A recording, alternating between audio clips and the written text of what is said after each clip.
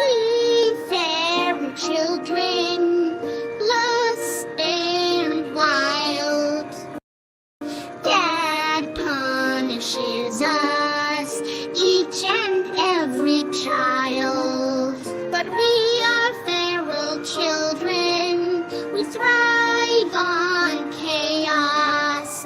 Dad may try to punish us, he will never tame us. Hell in the cell, hell in the cell. It's Dad's test of outmight. All kids will go in to fight. There is only one survivor. Bring a shiver, a screwdriver. Punishment is kinetic dance. Leotards moving in a trance. It's the feral children's companions watching camel toes prance. Miami Deb is a whore. We are feral children, lost and wild. Dad punishes us, each and every child. But we are feral children, we thrive on chaos. Dad may try to punish us, he will never tame us. Miami Deb is a fucking whore. Hell in the cell, hell in the cell. Test of outmight. All kids will go in to fight. There is only one survivor. Bring a shiver, a screwdriver. Punishment is kinetic dance. Leotards moving in a trance. It's the feral children's penance watching camel toes prance. Mommy fucking Deb is a goddamn whore. But we are feral children, we thrive on chaos.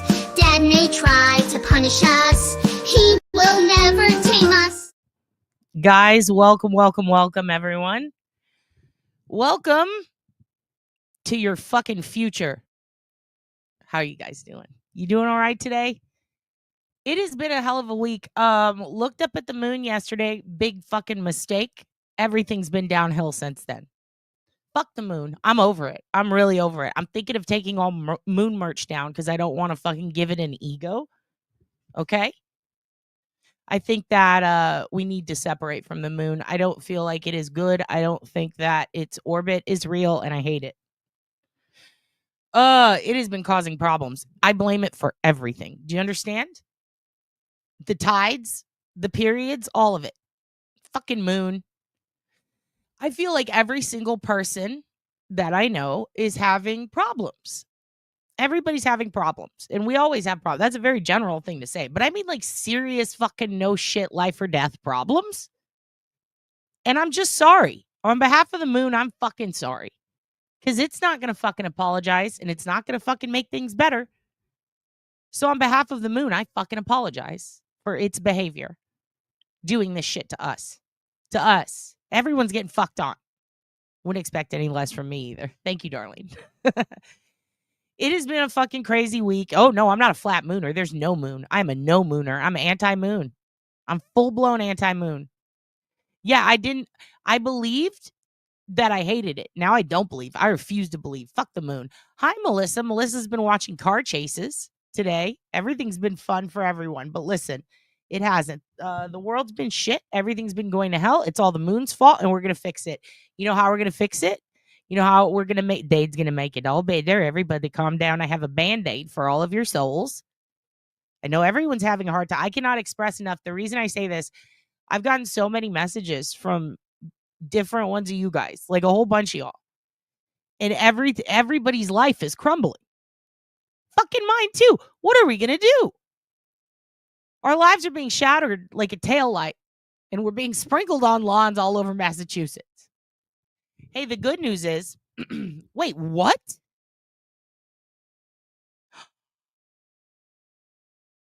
Your kid's teacher dropped in a massive stroke yesterday right in front of him, still unconscious when the ambulance took her away. Oh my God, your poor kid, dude. Is your kid going to be okay? That's a horrible thing to see. That is a horrible thing to see.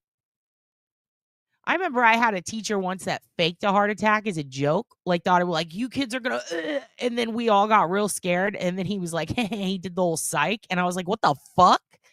And that shit still fucks with me. I can't imagine if that really happened. Your poor baby. I hope your kid's okay, man. I'm so sorry about that. Not enough Band-Aid for your soul. I know, Darlene, you and Satan both. You guys got big-ass souls.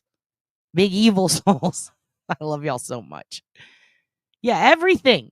Everything that happened to you is the moon's fault. Yell at it. Everyone go outside tonight. Take a moment, yell at the moon. Say, what the fuck? He came home thinking she was dead. Ugh. Wait, did she die? Or she had a stroke, but she didn't pass away? Oh, God. Well, you know what? We'll reenact the moon for one night so we can ask it to be nice to her. God damn, that is assault. She's alive. He's still shaking. And you know what sucks is now, and I'm sure you know this, but it sucks to have to explain things like strokes to kids. Poor lady. Like, it's not, you know what I mean? Not saying like, how dare she or anything like that. Like, fuck that. That poor person. I feel horrible for her. But in all seriousness, like having to explain things like a car accident, a stroke, surgery, shit like that to kids, it's almost harder than death in a way, because death is like, they don't exist and they go somewhere else is usually what people tell the kids. But like a stroke, it's like, okay, the complexities of it all and what they saw. And it's just a lot. It's a lot to explain. And see, we used to do if you started on this channel, if you were here in the beginning, we used to talk about scared, like, not scared straight. What did they call it? Shattered Dreams program at my school, where everybody, they pretend there's a big car accident and they take students and they cover you in blood and they make it look real and they stage it outside and they don't tell the other kids who's going to be in the Shattered Dreams program. And they do it from kindergarten up to high school. And you go out and you look at this car accident and people covered in blood. And there's usually a theater chick that's like, help, like screaming and crying.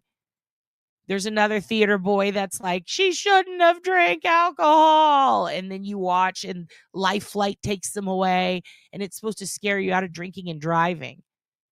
And for us, it was the most traumatic shit, And it's, to me, it's like that fucking sucked. I cannot imagine a fucking stroke and it's your teacher. That's horrible. He made a face that sounds, I asked him what he saw. He made the face and the sounds and then described the chair flipping over. Jesus. Oh, that poor baby. Is the school going to give him any kind of counseling or anything like that? You guys need a comfort blanket of Marcus? It turned out okay. Jesus, tombstones. Well, I'm glad that it turned out okay. Day off from school tomorrow. If ever there was get that kid some ice cream. But also explain to him that ice cream, it's not like every time someone has a stroke, you get ice cream, because you don't want him to go out and fucking boo just to get some ice cream or some shit. You know what I mean? Oh, what's good? I'll tell you what's good. You guys want to hear what's good? Fucking new Marcus is out. New Marcus is out. My mom had a stroke. She didn't have any of the common symptoms, no asymmetry. It hit in the language area. The brain is complex. Interesting. And there's like news anchors who are on live and they'll just start talking funny and everyone's like, what's happening? It turns out they had a stroke, Fuck. That's hard. My friend LaShonda, she passed away, but not from a stroke. She passed away later on in her sleep, months later. But when she did have a stroke, she had a full-blown heart attack on stage doing stand-up comedy, and she finished her set, drove home, and then was like, I think I'm having a stroke, and then went to the hospital and they were like, yeah, you did. Like, you had a heart attack or whatever. And she's just like, what the fuck?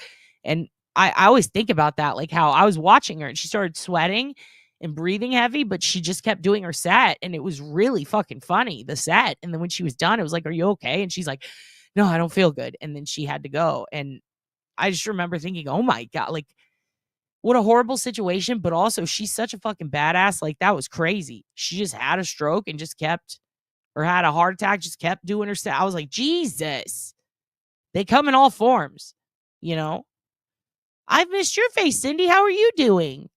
I'm here during a normal time, just for you normal kids who are up at normal hours. Teach them to cope with trauma through food. Yes, absolutely. That's the best. Give them ice creams and Marcus's. Maybe not associate treats with trauma. Might keep them from getting diabetes, though. Fuck. Trauma treats, though, they're so good. Trauma treats are very tasty. Because it's like, oh, trauma, but do you smell French toast before a stroke? I don't know. French? Freedom. No, I'm just kidding. I'm sorry. I'm so sorry. I'm so sorry. I'm trying to make you kids laugh. Listen, I heard you smell toast. Also, one time a guy told me that he was a nurse that I went on one date with. I briefly dated him. But one time he told me you smell pennies right before you have a heart attack. And I was like, really? And then he was like, yeah, it's either a heart attack or bad pussy. And I was like, Jesus Christ. And I didn't talk to him again. Oh, dude, Melissa's mom is so lucky to have her, and she's lucky to have her mom. They're fucking, dude, Melissa's so sweet. I talk to her a lot offline. Talk to a lot of you kids a lot offline. And let me tell you something. Melissa talks a lot of shit, and she goofs around a lot, but she's a big sweetheart. She's a big soft sweetheart. She's very sensitive, and we love her. She's doing her best. I think all of you are doing your best. I have love-hate with strokes. Oh, you have a love? I have essential tremor and have a stroke disrupts the tremors and takes them away. The brain is a wild organ. Oh, interesting. That's fascinating. That's like, they did some studies about how, like, they were trying to figure out a way to cure AIDS and cancer using the cells or herpes, basically. They were like, and I believe this was in Australia, and they were saying like, oh, maybe herpes can actually cure, a virus or cancer and all these different things. And they were testing it on it, and there was some success. And I remember thinking like, damn, that's a hell of a trade-off. But then they pointed out in the article, 80% of America has herpes. So it's like, well, then why are so many people getting that? Like getting cancer and stuff. Like, it makes no sense. I don't understand. I really don't. Guys who like to remember the smells of different pussies they've had tend to be really great at them. Jesus Christ, Noli. I didn't think of it that way. Who's grounded? Who pissed off Marcus? It's not the moon, it's Marcus. Oh, fuck. Hey, guess what? There's new Marcus. And thank you, ROFL Gator and his wonderful mind for bringing us the Marcus. Hey, some people get Botox for headaches. Some people get Botox for headaches. And for some reason, it works on some people. I don't know. I kind of want to get Botox like in my eyes so that I can look like Montgomery Flea Market guy. And then I look excited all the time. Wouldn't that be fun? I worked with a guy who was training E. coli to eat AIDS. He hired me to paint pictures of it. Whoa, can we see the pictures? It's migraines, not headaches. Oh, good point. Good point. My friend gets Botox for migraine. Does it help them? There's a lady who was a neuroscientist who had a stroke and wrote a book about her experience in recovery. She said she's actually much happier now because she values so many new dimensions of life. Interesting. And I know that there are some people out there who have gotten like electroshock therapy and stuff for dementia. And then like, even though it doesn't necessarily bring back their past memories, but it afterwards they end up retaining memories again, like being able to function without slipping into it. But it's like a clean slate because they have to relearn a lot of things and people. And there's a big issue with a case here in Austin with that, where a woman kept getting them. And it did help her live longer, and she lived a happy life, she said, and she could retain memory, but she didn't know who her kids were, and her kids hated that. Marcus is me having a panic attack. Oh, wait till you see the new Marcus. Let's go ahead and watch it. I feel like we all need a Marcus update. Okay, here we go.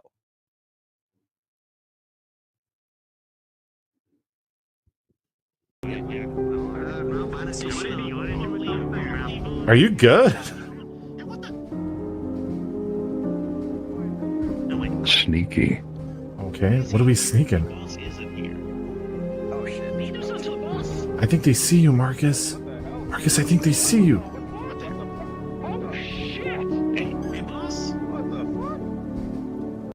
See, I like Marcus the most because he just barrel rolls away from all of his problems. I feel like that's something that we should all learn to do.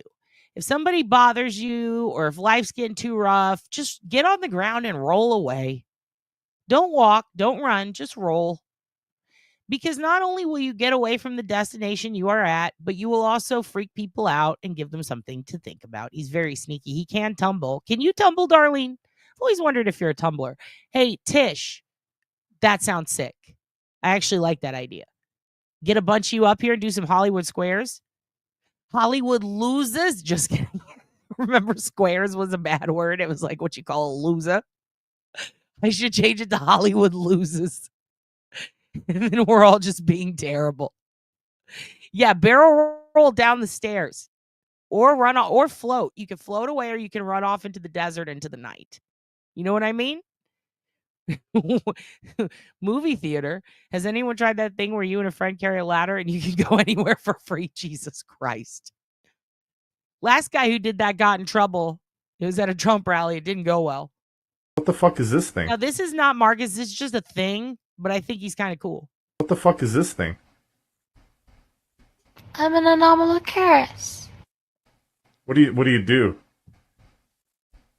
I do my best. Aw. You know what? So that's you guys. You're anomalous Harrises. You do your best. Let's watch one more time. What the fuck is this thing? I'm an anomalous. What do you do? I do my best. Aw. See, that's all you can do. Just do your best. Just do your best. You're an anomalous Harris. Just do your fucking best. Dancing with the losers, the masked losers. America's top loser. What's another? Loser idol. We could do so many of them. So many different loser versions that we can do. The biggest loser. Ah, fuck. They already did that. What the fuck, says Sherlock O. Looks like a sea louse. That's me. I'm a sea louse. Square. Four eyes. Geek. Dweeb. Proud of it, damn it. You fucking dweeb. Does IT do crimes? Oh, does it do crime? How dare you, Sherlock O? You confuse me. It does do crimes. You know what? Yes. That gets you. You know what that gets you? That gets you belly bump. Oh, belly bump. Okay, thanks guys for the belly bumps. Thanks guys. I really appreciate the belly bumps, guys. Welcome to. So I put this in here because I feel like maybe we could do belly bumps. You know what I mean? Like if you're feeling bad, or if you notice someone feeling bad, just hashtag belly bump them. You know, let them know. Also, a giant fire ant was just crawling on my cheek. A giant fire ant. And I just pulled it off.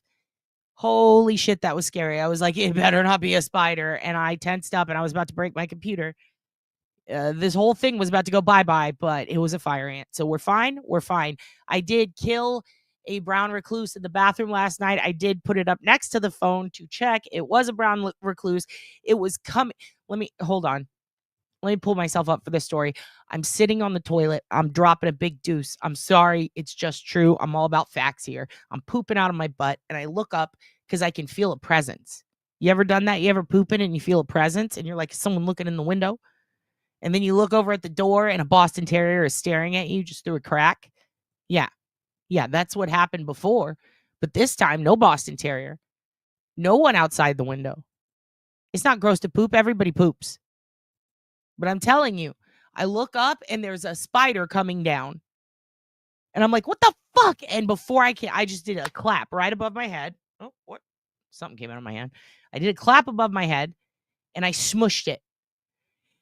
And I took a deep breath and then I went, and I sprayed diarrhea. I'm so sorry. But it's true. I was so scared. I started crying on the toilet. I was like, I had a mushed spider and I'm just shitting and I'm just crying and screaming. And Dylan was having a bad day and I'm like, Ellen, and he couldn't hear me. It was horrible. It was really bad. And then Mookie's was outside the door going, like he wanted to help me. There's nothing he could do. It was so horrible. No, the bug. Yeah, the bug was the scary part. Hey, stupid, I said to the bug. It was so scary, dude. Yes, I looked up and I saw its little legs. I went, ah! Like I'm the most scared of spiders.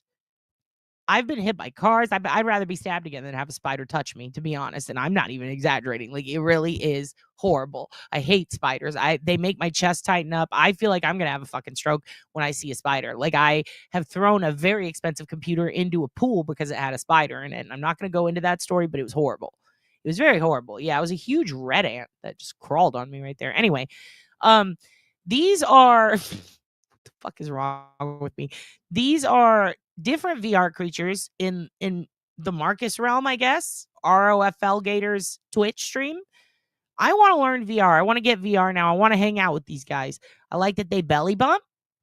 I find it fucking funny, and I think we should start doing it. I think we should steal from them and just do belly bumps. Come. You know what? That Yes. gets you. You know what that gets you? That gets you belly bump. Oh, belly Ew. Okay, thanks guys for the belly bumps. Thanks guys. I really appreciate the belly bumps, guys. Welcome to the pack, bro. Okay, Thank you. thanks guys. Welcome to the pack. Thanks. You look We would kind of like consider me. this a very good start to our relationship of reparation. Oh, spider scared me. I'm sorry. Where are you from, ma'am? Where are you from? Name. Io sono from Italia. By the way, this is the Italian Lemon. This is a different VR stream, I think, but nope, it is RFLA. He has the best people on his stream. We need to get in there. We need to get into that family. We need to make ourselves known. All right? I don't like them either. I don't even like. Oh, your spider was pretty cool. Megan, I'm struggling. I love that you love that spider, and I'll just say it. I love Karen the spider. What a good pet spider. Hun, if it makes you happy, I'll try to love it. Okay? I'll try to love her. God, she terrifies me. But I'll try, but I love her, and I'm very happy that you got to have time with her. Anyway, check out this dancing Italian lemon. I'm sorry. Where are you from, ma'am? By the way, this is how I picture Dawn Marie. Where's Dawn Marie? This is how I picture Dawn Marie walks around her house when no one's there. I'm sorry. Where are you from, ma'am? Where are you from? Io sono from Italia. Viva Italia, per favore, bella lure, mezzo mare, mamma mia, da maritare. Ciacinca, buah. Figlia mia da fantasia, mamma mia, se faccio I can't understand her. I think she might be French. There's Io sono another from one. Italia. This is a green screen one, and I would like to. Can we get because I know Melissa, you wrote a theme song for Dawn Marie. Can we get Dawn Marie's background for something? Pop it up, put this lemon on it, and then get that song behind it, because I really feel like Dawn Marie would love this lemon, and I really do picture. Ever since she told me, no, honey, we don't put olives on lasagna. That's not Italian. I picture her as this sweet little Italian lemon. Io sono from Italia. Viva Italia, per favore, bella lure, mezzo mare, mamma mia, da maritare. Ciacinca, buah. Isn't that cute? Isn't that cute? That was Bridge, the Black Widow. She's gone. I only liked her. Karen is the new tarantula, and I adore her. Well, yeah, Karen's sweet. Can we put a bow on her or something? Is there something we can do to don't shave her? At least the fur is I love that you love her. And I love her for you. I love her for you. Okay? Yeah. No. By all means, I adore Karen the spider. Just as long as she doesn't touch me or come near me, she is the best. She's the only good spider, okay? Okay? She has pink feet. Oh, that is kind of cute, actually. Pink feet. But there's 8, isn't there? I'm trying so hard. Put a suit on it. Put a suit on, kid. Get a real job. The spider?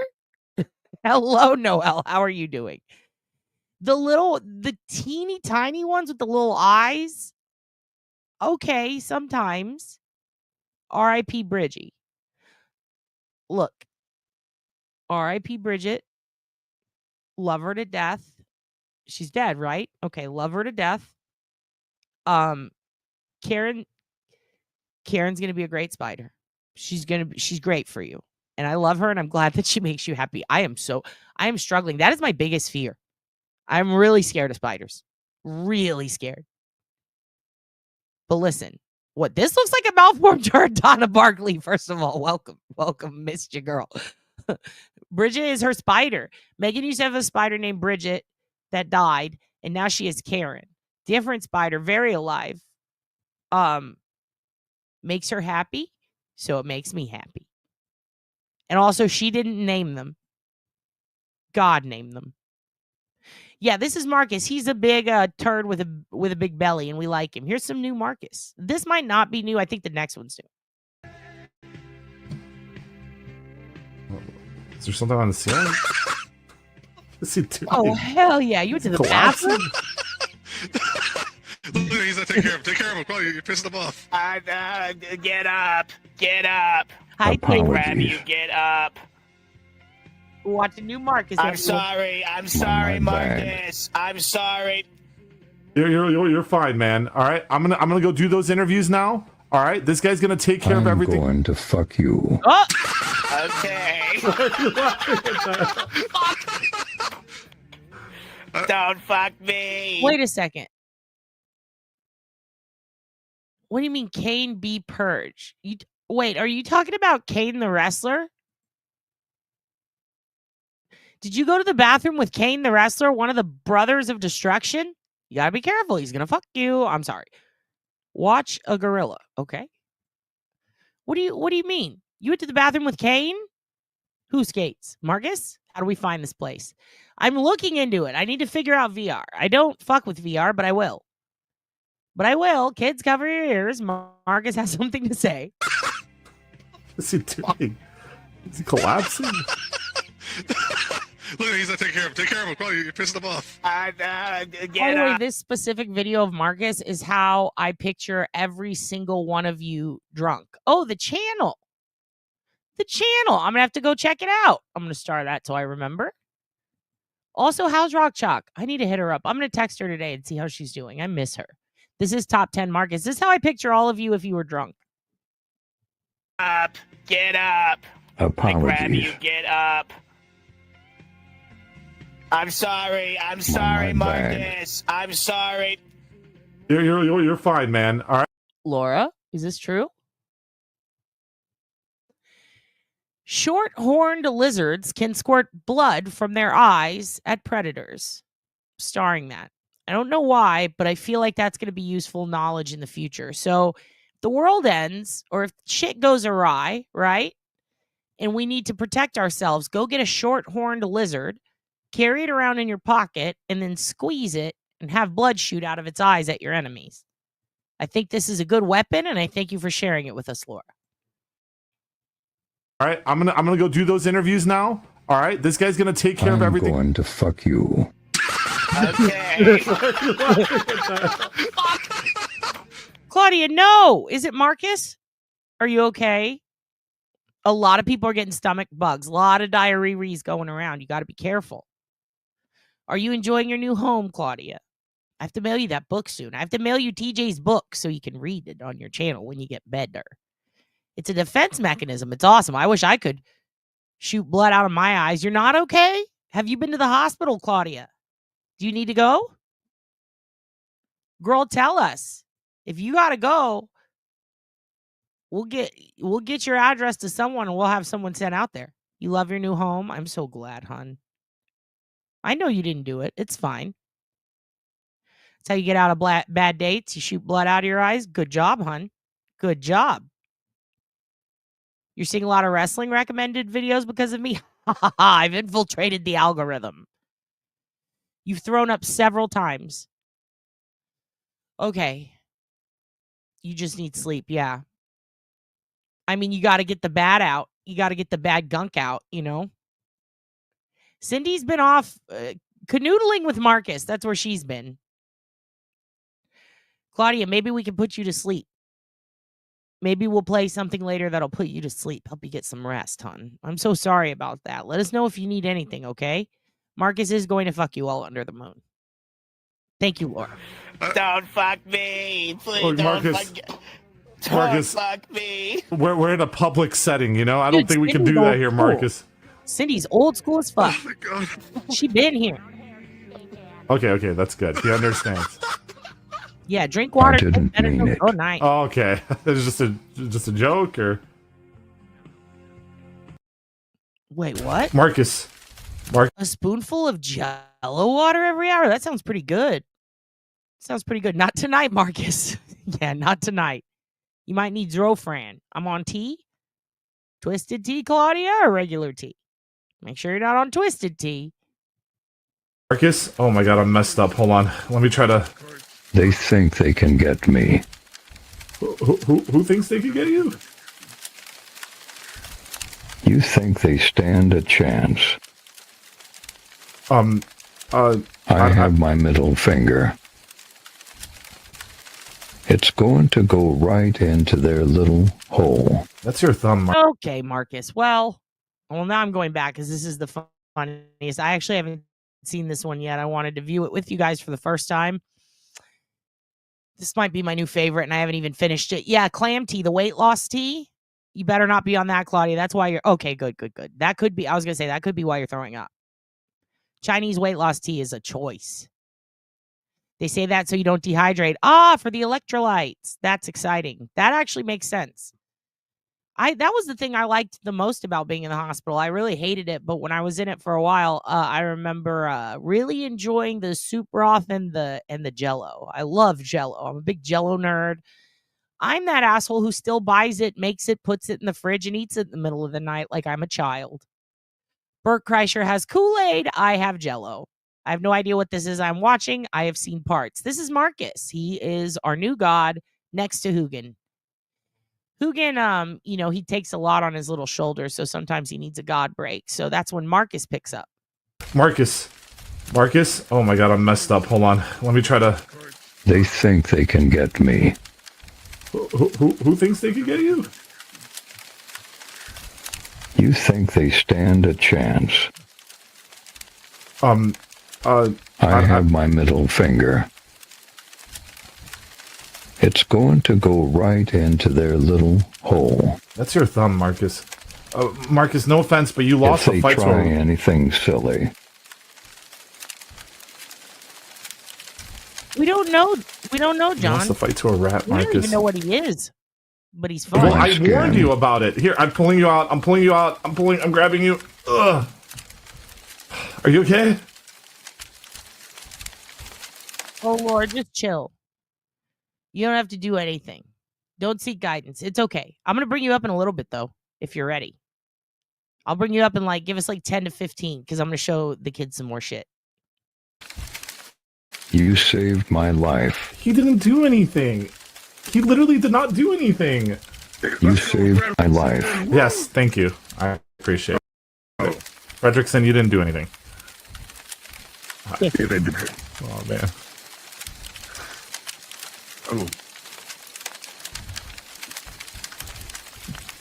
No, I'll give you a new link, or I'll drop it in the chat.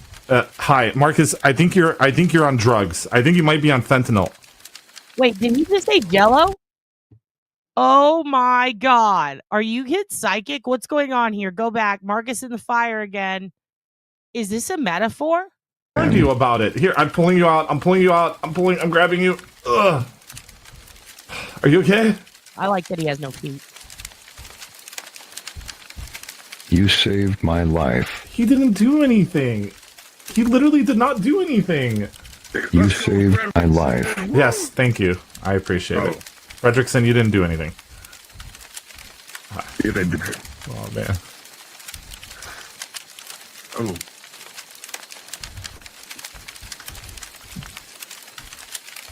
Hello. Hi, Marcus. I think you're on drugs. I think you might be on fentanyl.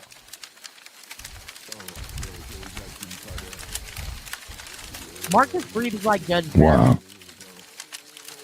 Yeah, he has no feet. No, it's VR. Oh, there he goes. Where's he going? Yeah, I relate to the alligator sometimes too. The alligator just sits on night watch. He just kind of tinkers. There you go. There he goes. You're pretty cool. Oh, shucks. You're pretty cool too, Marcus. Wait, why are you doing that with your finger?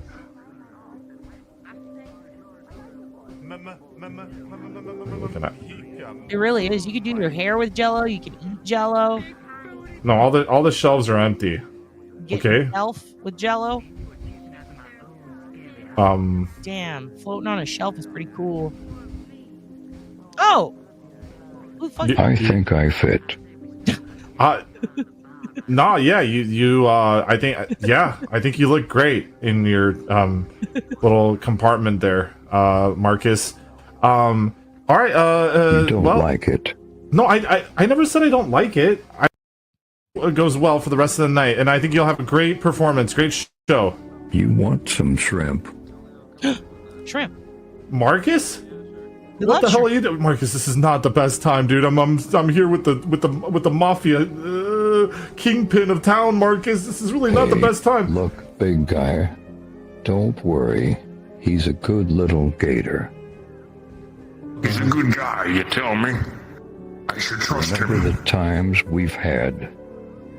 You know Donnie G, the crime kingpin of The town? shrimp, the seafood ball. It was a good time. I am so stunned right now. Shrimp? He loves shrimp? What is happening right now? Are our worlds crossing over? Where's AJ? AJ, where are you, Sherlock Ho?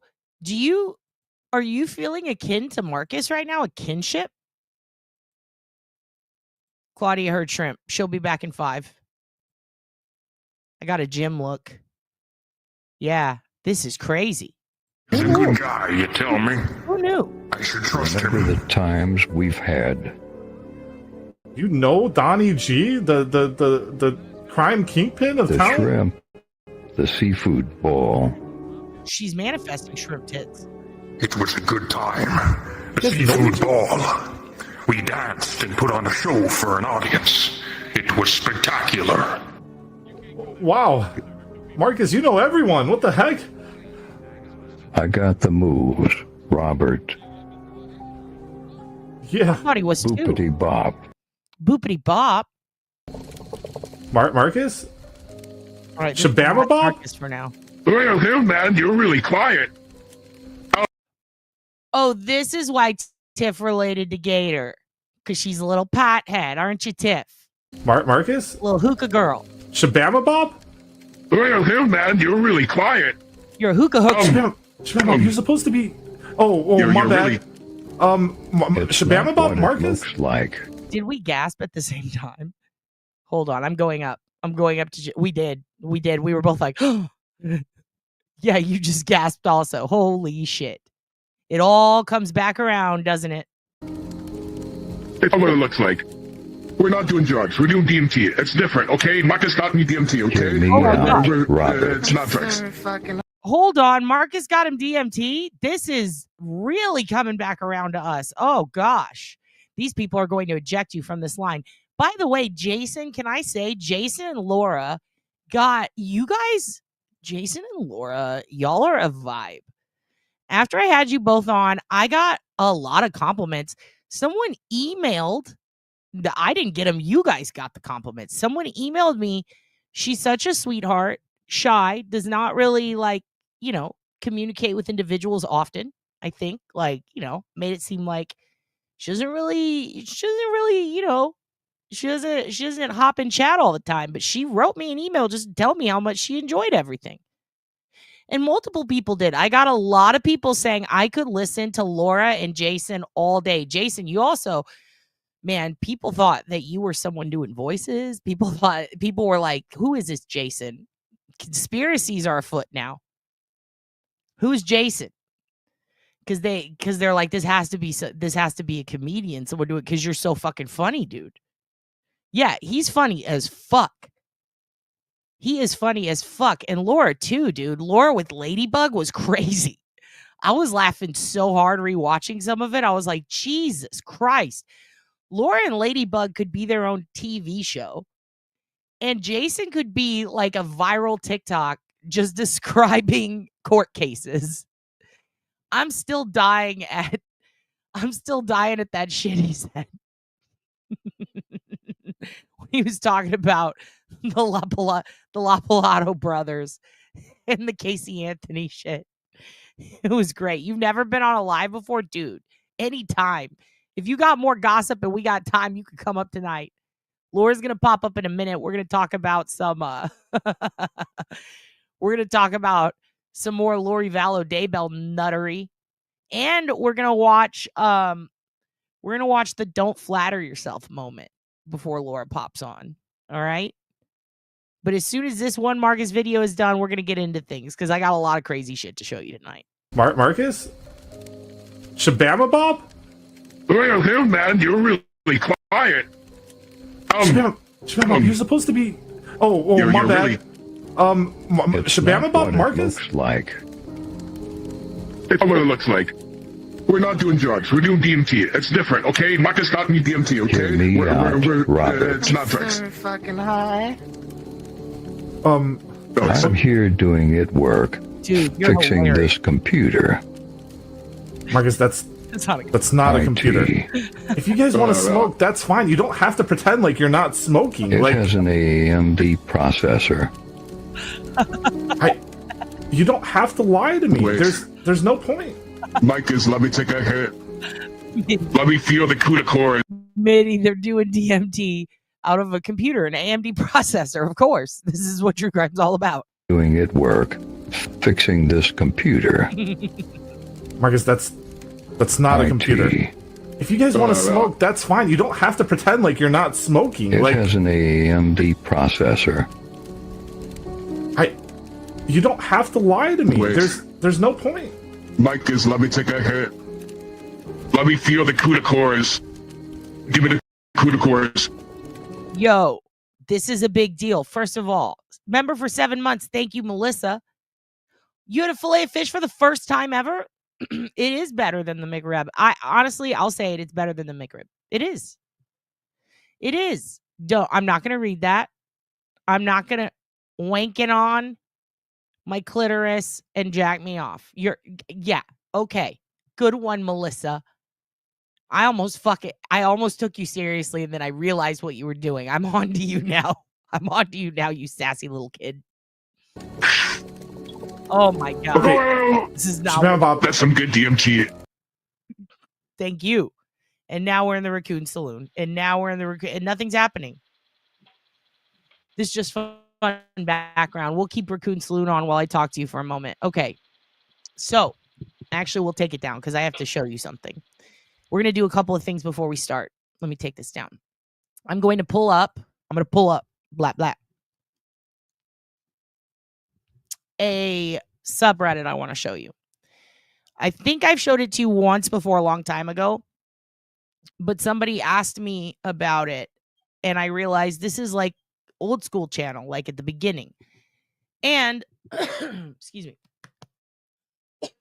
And they've actually changed, not changed, but there's a new subreddit that's similar to the old one I showed you. I'll just show you. Look, check this out.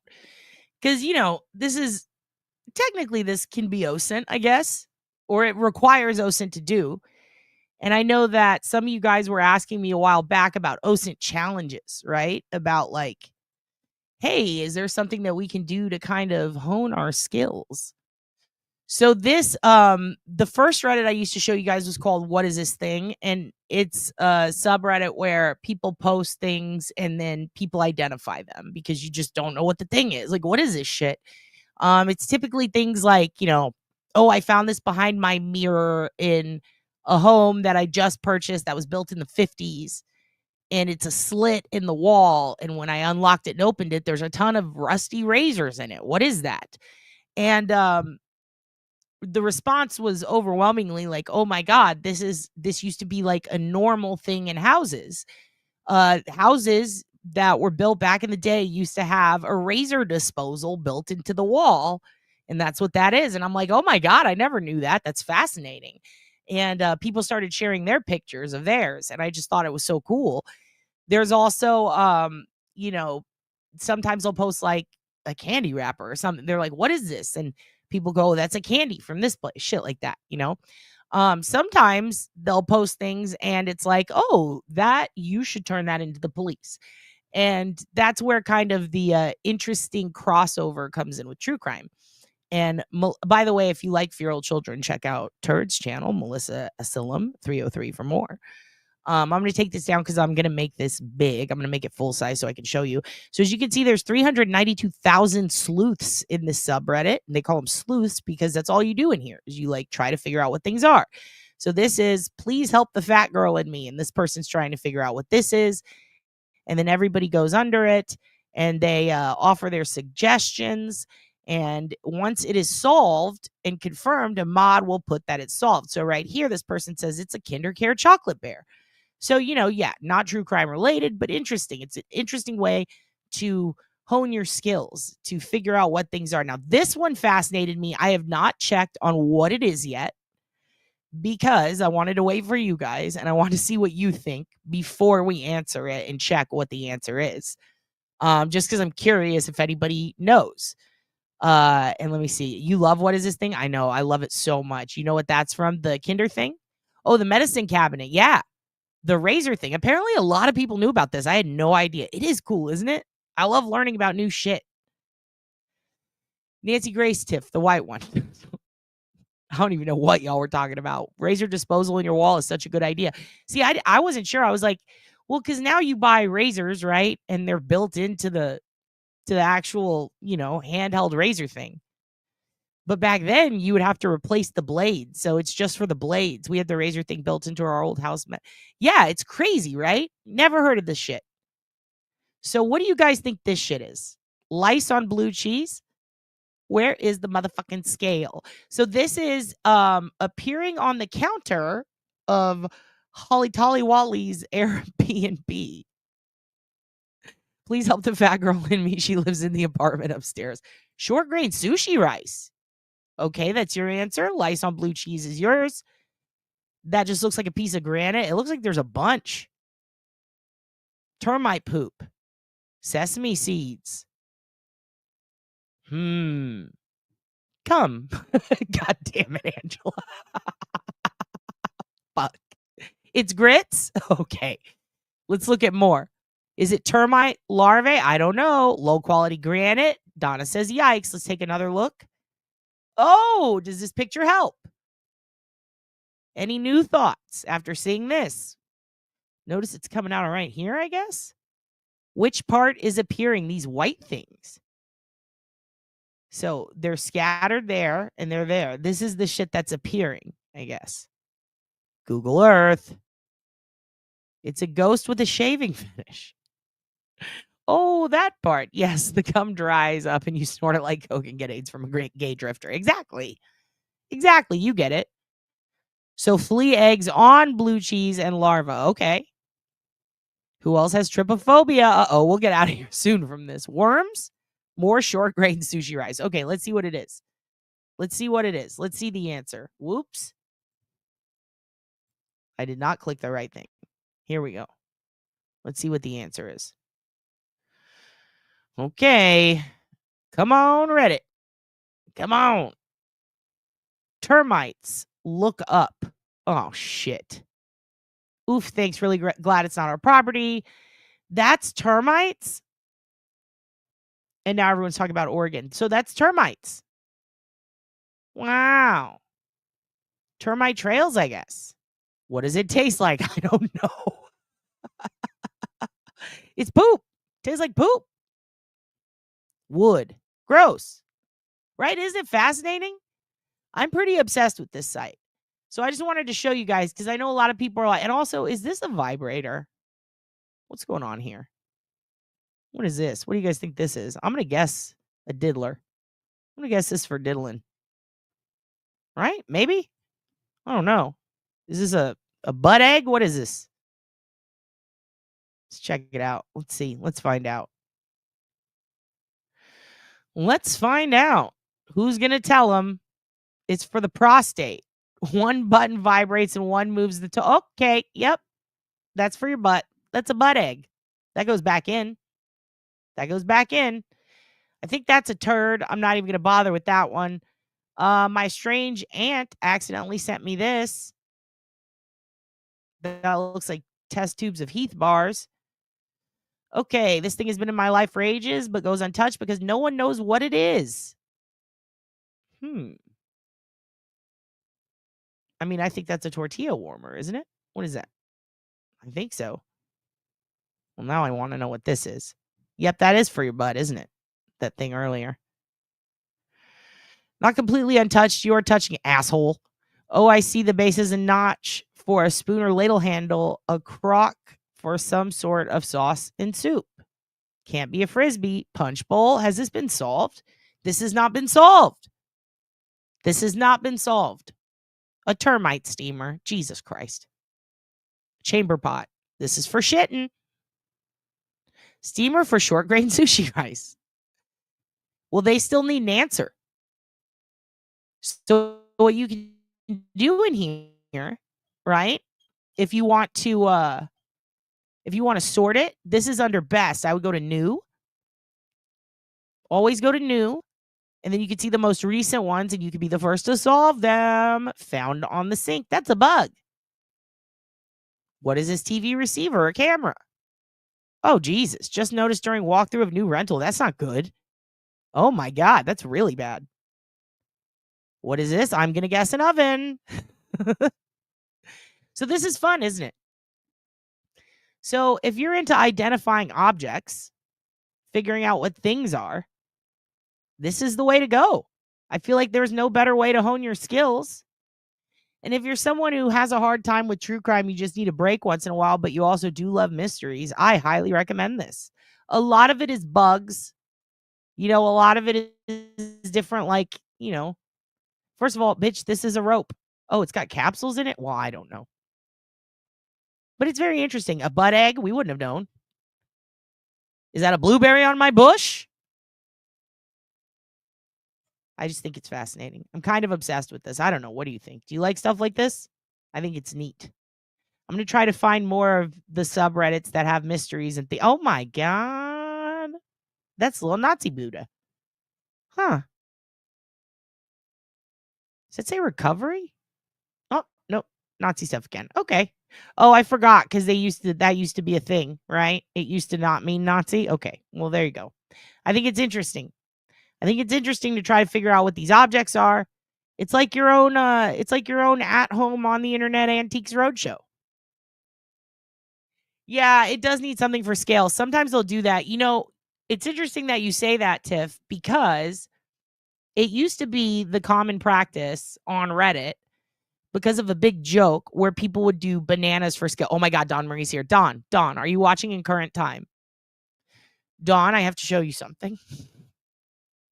We got to show Dawn while she's here. We got to show her the Italian lemon. Dawn, I think this is you. I think I found you. I found that you are on the internet. Listen, Dawn Marie, you're here? You're current? Okay, watch this. I'm going to show you something.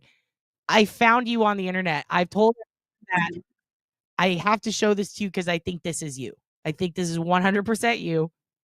Are you a tiny little Italian lemon? When you're not here, are you a tiny little Italian lemon on VR? Watch this shit, Dawn. I'm sorry, where are you from, ma'am? Where are you from? Io sono from Italia. Viva Italia, per favore, la lure, mezzo mare, mamma mia, da maritare. Ciacinca, buah. Figlia mia da fantasia, mamma mia, se faccio. I can't understand her. I think she might be French. I'm sorry, where are you from, ma'am? Where are you from? Dawn Marie, where are you from? Io sono from Italia. Viva Italia, per favore, la lure, mezzo mare, mamma mia, da maritare. Ciacinca, buah. Figlia mia da fantasia, mamma mia, se faccio. I can't understand her. I think she might be French. She's not French. She's Italian. And we're going to put you in a green screen. We're going to put your background on a green screen. Right, Dawn? And we're going to put Dawn Marie with your song from Melissa. Io sono from Italia. Viva Italia, per favore, la lure, mezzo mare, mamma mia, da maritare. Ciacinca, buah. I mean, it's great, isn't it? Nothing better. Nothing better than Viva Italia Lemon. It's a that's you, Dawn. It's fucking you, dude. Parmigiana gabagoula. Like, dude, it's Dawn Marie. You cannot put the olives on the lasagna. It is funny that he thought she was French. It's very funny. It's very funny to me. I think she's French. No, she's not, sir. Okay, here's the other thing I want to watch. So one of you guys messaged me, and I'm sorry I don't. Yeah, Dawn Marie, you've been doxxed as the lemon. Dawn Marie, doxxed. She's the lemon. She's a tiny Italian lemon. Dawn Maria, she is a little lemon. Okay. Yesterday, somebody put a comment. I'm sorry, I don't remember who it was. I going back and checking would be a minute. So let me just say, whoever asked it, great question. Somebody said, you said that the tail light was shattered when they were fucking with it. Do you have any proof of that? Yes, I do. I'd also like to thank Leah Baker, who we absolutely love. She was the one who broke Dick Abuser. If you were here for that, she broke that case open. She tweeted it before I was on it. Like, goddamn. All right. And she's really good at keeping like the really important shit from the Karen Reed trial that people seem to forget. She always fucking makes sure they remember it. And I was like, fuck, I got to go through hours of footage to try to find this thing. This sucks. Then I was like, I bet Leah has it posted. And guess what? Fucking of course she does. She's fucking Leah Baker.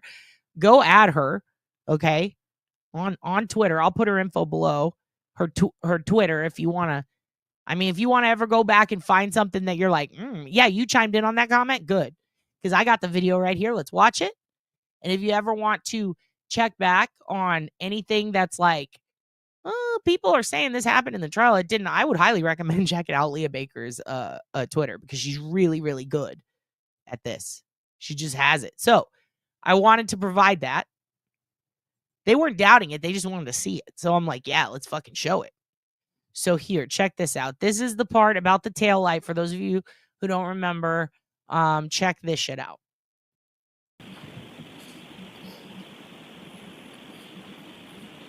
Right there. If you could just Now, Lieutenant, during this part of the video, in addition to the people that you've already referenced, who, if anyone else, was in the garage at that time? It's hard for me to say. I believe this is the criminalist. I believe if this is Trooper Proctor, this is me with the gray shirt, dress shirt, walking in. That's me right there. And that's Trooper Proctor.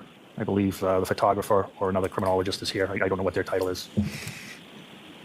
Now, at some point during the execution of the search warrants, what, if any, issues did you become aware of with regard to the criminalist? They were having trouble. They were trying to remove the housing to the taillight, passenger side taillight, and they were having difficulty removing it. And what, if any, assistance did you offer with regard to that? I told them that we had an officer working who was in charge of our fleet maintenance and our mobile operations unit who probably had the tools to do it, and he also had vast, extensive experience in auto body. Who was that, sir? That's Officer Brian Wanless. And what, if anything, did you do with reference to Officer Wanless in regard to that area of the car? I asked dispatch to ask him to return at approximately, I think it was 9:50. And Ms. Gilman, if I could ask you to, if not already there, move it up to 9:51 a.m.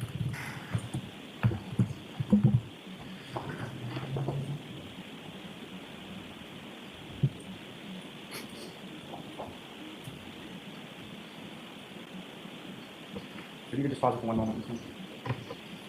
So with reference to this particular portion of the video, Lieutenant, if you could direct the jury's attention to when you see Officer Wanless and when you see him come over towards that area of the vehicle. And Ms. Gilman, for your purposes, what I would ask is run this from essentially 9:51 a.m. through to about 9:58 and 30 seconds.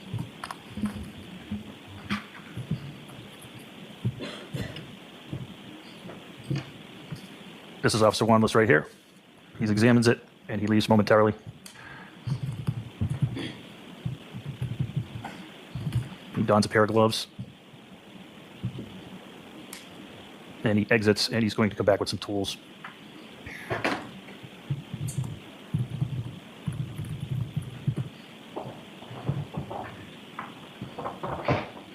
Here he comes. He places his toolkit on the tailgate. Objection, Your Honor. Okay, pause and ask a question. And from your review of this video, what, if anything, do you observe Officer Wanless do with reference to that rear passenger side taillight? He re-enters the Sally port and with some tools, and he places his toolkit down on the tailgate of the Lexus. And what, if anything, do you observe him do after that? He begins to work on the housing of the taillight. Ms. Gilman, if you could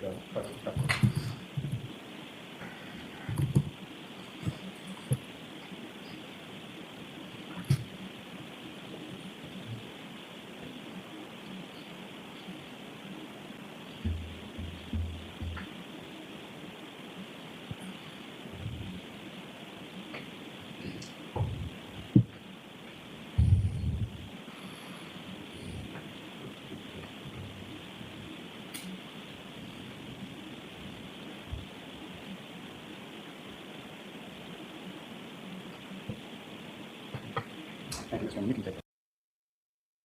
So that was, hold on, let me pull this down. So that was them removing the tail light. And what I'd like to do is tomorrow, I would like to pull open or find after he removed it, when he sat on the stand, which he did under oath that it was shattered during removal. Removal of the taillight by Officer Brian Wanless, Leah Baker says. And here is, I'm going to put her thing right here. So if you guys want to follow her on Twitter, she's a great resource. She's just super fucking on top of it. Now, let me find, hold on. This is the other thing I wanted to show you guys. This pissed me off. I'm going to be honest. This really pissed me off. You know, I don't want to get into too many beefs in my lifetime here on YouTube. But this bitch is on TikTok, so fuck her. Let's go ahead and watch this. And I'd like to thank Danielle Daza DS for posting this, because I have a lot to say about this young lady. And you know, I'm just gonna be honest with you. I just don't like it. I don't like anything that she said at all. And I'd like to talk about it. And let's pause, okay? Let's pause in between what she says and let's explain exactly where she's wrong, because it's full of a lot of bad information. And I'm not saying bad information like I don't like the information, like just inaccurate and false. And I do think that a lot of the things that she says are a bit fucking rude. It really bothers me. So let's go ahead and watch what she had to say about the Karen Reed trial. Okay? Because people like this, they have huge followings, right? They can really sway public opinion. And you know, good for her having a big following. But when you have that, you have to be really careful, right? Like, you got to be careful. You can't, like, you don't want to fucking give out bad info. And if you do, you want to at least correct yourself. Like, don't be a dick. Try to be as accurate as possible if you can. And I just think that this is just, it bothers me. I have so much to say. I do like her sweater, though. I will say that. Let's watch this shit. I don't want it to be a thing where people think that I'm just like mean and that's why I'm doing this. But today's Friday, so I will be mean. Let's pretend she isn't on trial for murder. Okay, so first thoughts. But it's Friday, so let's be mean. Well, now people think that I'm just like mean and that's why I'm doing this. Yeah, no. And then you said, well, I'm just going to be mean because it's Friday. So you're just being mean. Just to clarify, you don't want people to think that, so you're going to act like a bitch? Okay, fair enough. But today's Friday, so I will be mean. Let's pretend she isn't on trial for murder. Am I jealous of a woman in her 40s who lives in Massachusetts in a family-style home without a family, who is dating a cop that she thinks is cheating on her, doesn't seem to really have any friends? I mean, the fact that Karen Reed... Okay, let's stop there. First of all, living in a family-style home? Ma'am? Homes are just homes. They're all family-style. Anyone can live in them. I've actually never heard of a single lonely makeup TikToker home.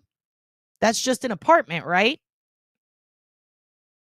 All right? I get it. You're not jealous and you need to prove that to the world.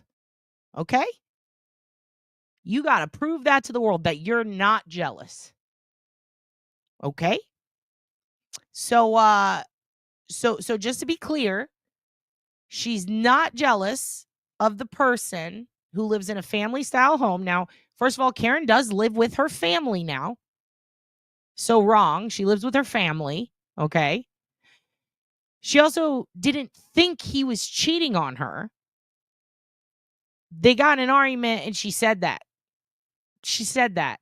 Doesn't mean she always thought it. She might have been a little tipsy. She was tipsy, right? She's fucking drunk. People yell about shit subconsciously. They fucking let that shit out sometimes. All right? doesn't even seem to have a gay friend is what's really devastating. That's the part that pisses me off. She doesn't have a gay friend. That's devastating. Bitch, you're about to have no gay friends. once they see this video. Second of all, not only does she have a gay friend, it is on record, on the court record. His name is Gay Jeff. You psycho. If you had watched, you would know that. So now you're passing judgment on someone that you clearly didn't watch the trial, and you're spreading misinformation, and you're shitting on her while she's in a trial fighting for her life. Okay, hun. Don't be jealous. To me. Like, she doesn't even have one gay man. She does. His name's Gay Jeff. That she hangs out with. You couldn't pay me to wear her wardrobe. I don't think whatever money she had is actually... Honey, no one wants to pay you to wear her wardrobe. No one even wants to pay you to wear your wardrobe. Like, what? Like, that much money. Relatively. They are expensive. Her clothes are pretty expensive. But to be fair, what does this have to do with her trial? Speaking, in this economy, did she make a good living? Yeah, she did. She made probably above average for your Massachusetts resident by a decent margin. Do you even know what she fucking did for a living, ma'am? And also, why are you tapping that?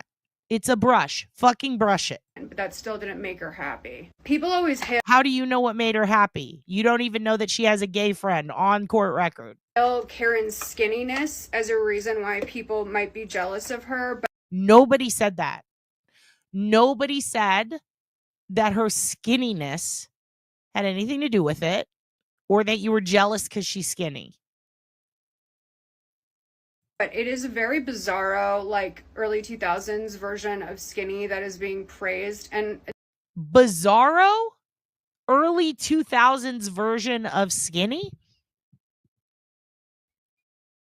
Ma'am, early 2000s version of skinny is much larger than today's version of skinny. It's just normal. She just looks normal. She's fine. There's nothing wrong with her. What is wrong with you? Additionally, it's not like Karen, like, is skinny because, like, she works out so hard or because... Bitch, how do you know? You don't even know she has a fucking gay friend. You clearly don't know anything about her. Why are you talking about her body? I can't believe you want to be taken seriously and you're body shaming a woman with Crohn's. And also, fucking hang your mirror up.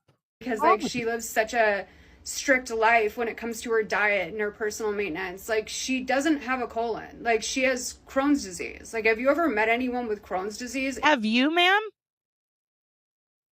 Have you?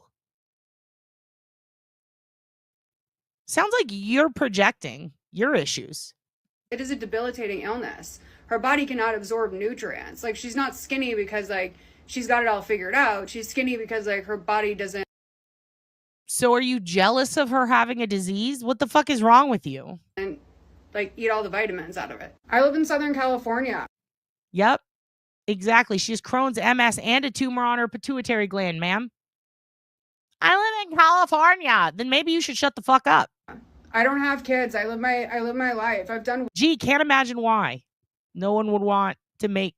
Never mind. Well, for myself. I think I put on, like, a weird Asian filter. Hold on. My bad. I live a great life. I've had a lot of success. I, like, feel unburdened. I get to be my true blue self. I am with my boyfriend. Well, then how good of you. What a good thing for you to do while you're experiencing so much success. Why don't you rain shit and hell upon people you don't know? Why not just say nasty things about strangers that you've never met and just shit on them because you're having a great day? Your life is so good. Everyone loves you. You've got nothing to be jealous of. So why don't you go on the internet and talk shit about a woman who is on trial for murder in one of the most corrupt places ever, where she's being framed by cops? Why don't you just do that because you're in such a great place in life? Fuck karma, right? I'm sure the world and life is going to treat you incredible because of the way you're treating others while you're on top. Friend from when I was in my 20s. We dated for 3 years.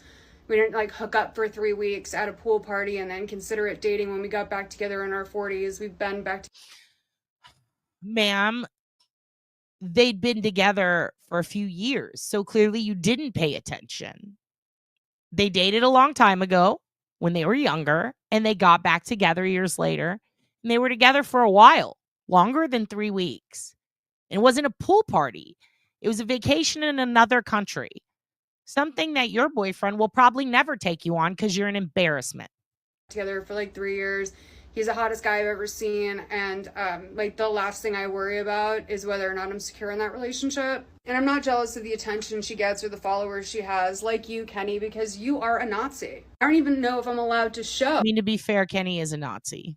She's your right about profile pic on here, but Kenny, you're a goddamn Nazi. Yeah. No one cares about your weird white power ass. That's so bizarre. That's true. So also. like, I guess maybe I'll open. But here's the thing. You're about to show us your weird white power ass. So why don't you show that part? It up to the floor because I know Free Karen Reed is going to come soon. Why would someone be jealous of Karen? Why would someone like me be jealous of Karen? I mean, have you seen my hands? Have you seen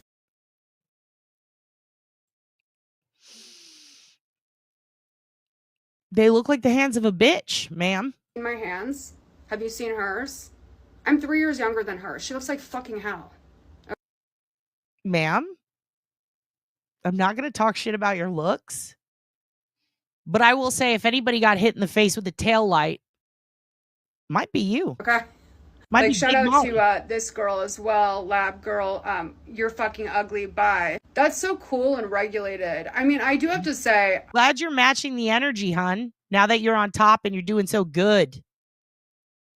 Now that you're on top and you're doing so good. Why you keep spreading hate, hun? bye. That's so cool and regulated. I mean, I do have to say, I am very proud that I have never sent a message. Oh, we can tell you're a proud girl. You're a very proud girl. Very proud girl. Put your hair in a ponytail. You look like a proud boy. Message like that to someone in my life. Like, I'll get crazy to your face, but like most of the time I don't even have anything that hateful to say. Like Really? at all. Ever. Most of the time, Like, you this seem is pretty my hateful. cat, okay? And y'all can't even meme. This whacked out chick with the pig boyfriend she killed, yeah, that's who I'm jealous of. You got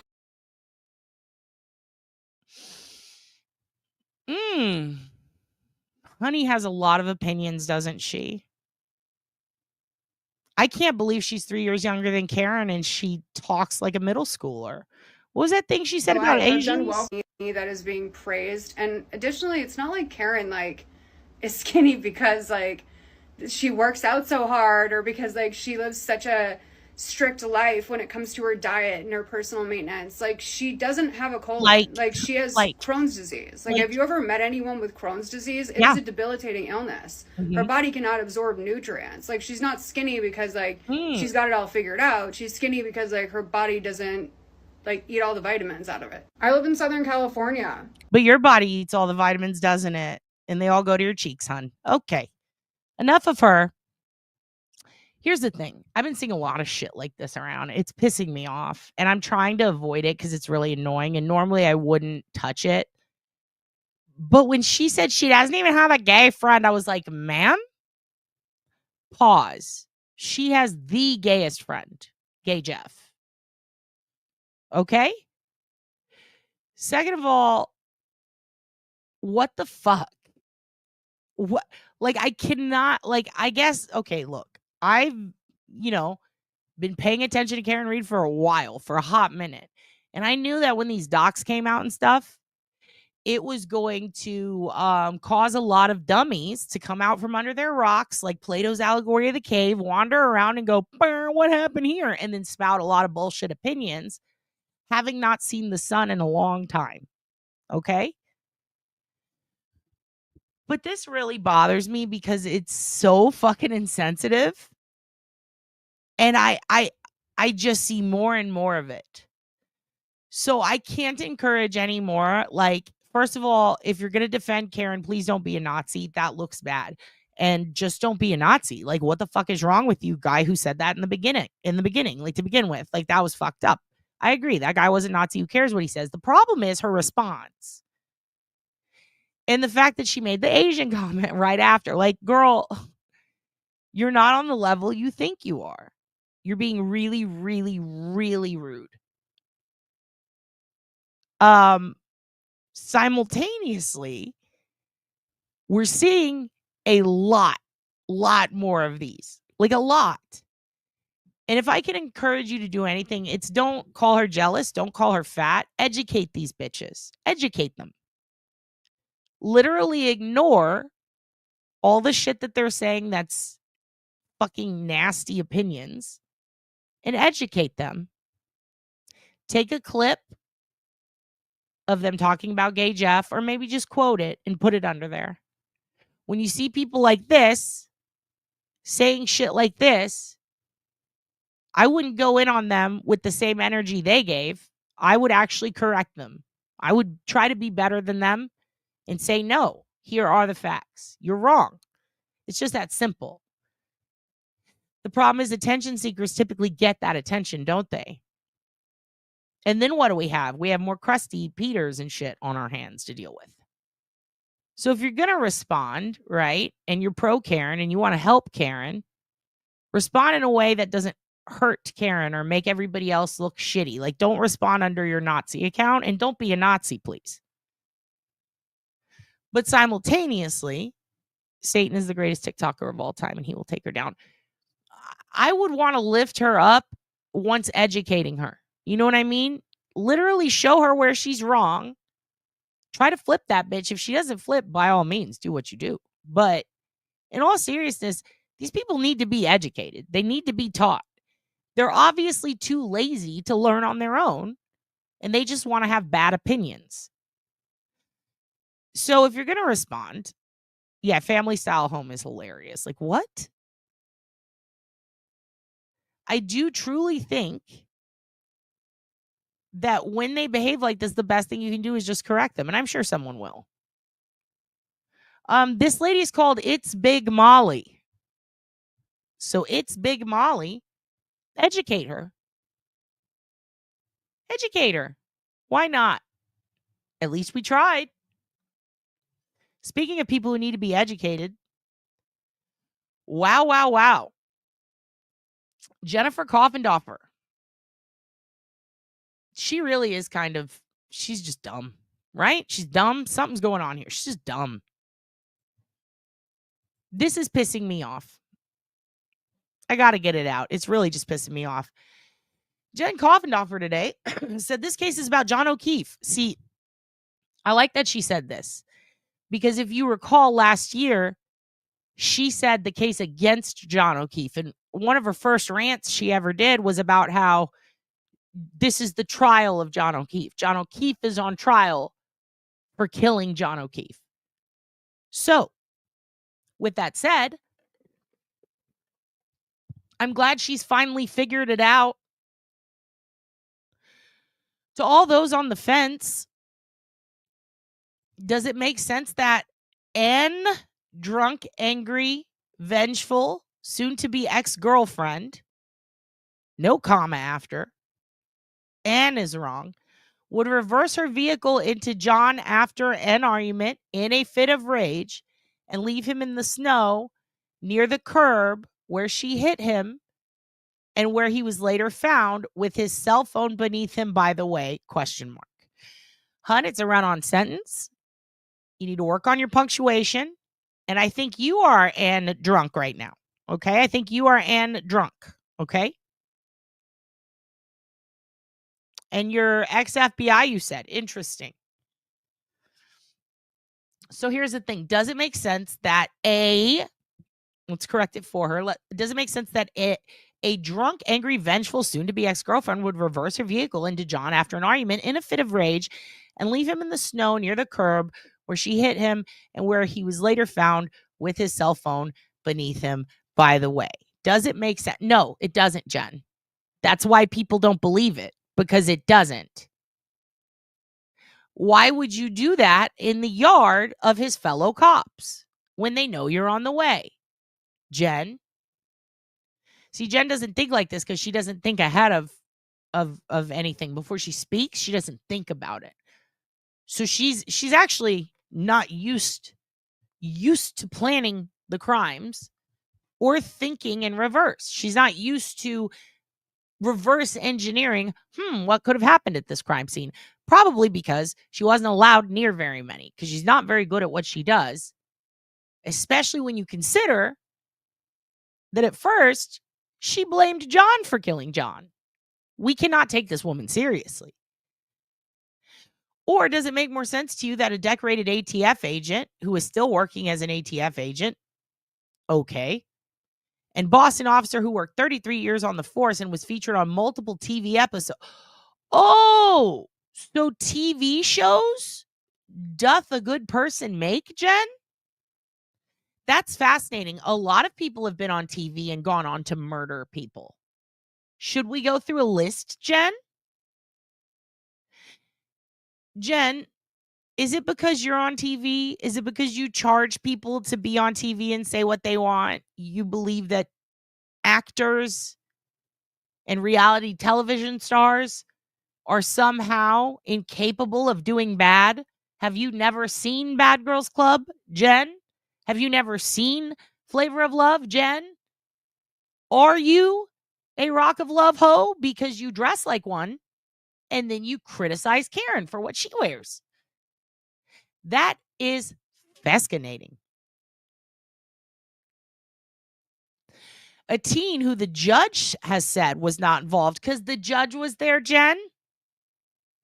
And a dog brilliantly beat John to death for no particular reason. See, here's the thing. You said for no particular reason. And that's not what people are saying. There is a reason. There's plenty of reasons. There's actually more reasons that make more sense than your theory about Karen. So it's interesting that she leaves that out. Also, brilliantly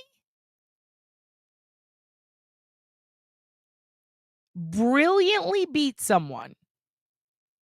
Wow, Jen. I'm pretty surprised that you would use brilliant in conjunction with speaking of a beating of an officer. That's interesting. And then dumped him in their front yard by the street. What criminal minds? Well, that's interesting, Jen, because you also think that it makes sense that Karen would do that, but not them. I mean, both seem like bad ideas. Can they both not be bad ideas, Jen? Further, you would have to believe that 11 people in the house, 70 witnesses, and 8 agencies covered up for them. No, you don't. You don't have to believe that. You actually only have to believe that a couple of people covered it up. Others might not have known. It was inadvertent. They just believed what they heard. In fact, I would argue that maybe about 60 of these people are just going with what they were told. Because no one did any fucking investigation in this thing. So it's actually really easy to believe that a game of telephone would end up with a bunch of bullshit being spouted by a bunch of people who don't know what they're talking about. Kind of like that TikTok we just saw, huh? All you have to believe is that a bunch of these witnesses believed what they were told by the witness before and the witness before. And that if you go in chronological order of what happened, really only the first 3 or 4 people involved would have to be in on the cover-up. That's it. Everybody else can easily just believe what they were fucking told. And it seems that that is what's going on. So you're wrong on that, ma'am. And I would also argue about how many people were in that house. Come on, folks, she says. A grand jury found that Karen Reed and Reed alone murdered John O'Keefe when she was mad and backed into him with her Lexus SUV. Grand juries are not always right. They're not always right. John Bonet.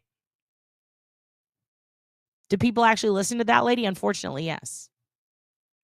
She is the poncho lady. She is the poncho lady. She's the apparition that floats across the yard because she's tier 3. Tier 3. Thank you. It's really wild to me. Now, what I want to focus on is this response, because Lauren had a great response to her serious question.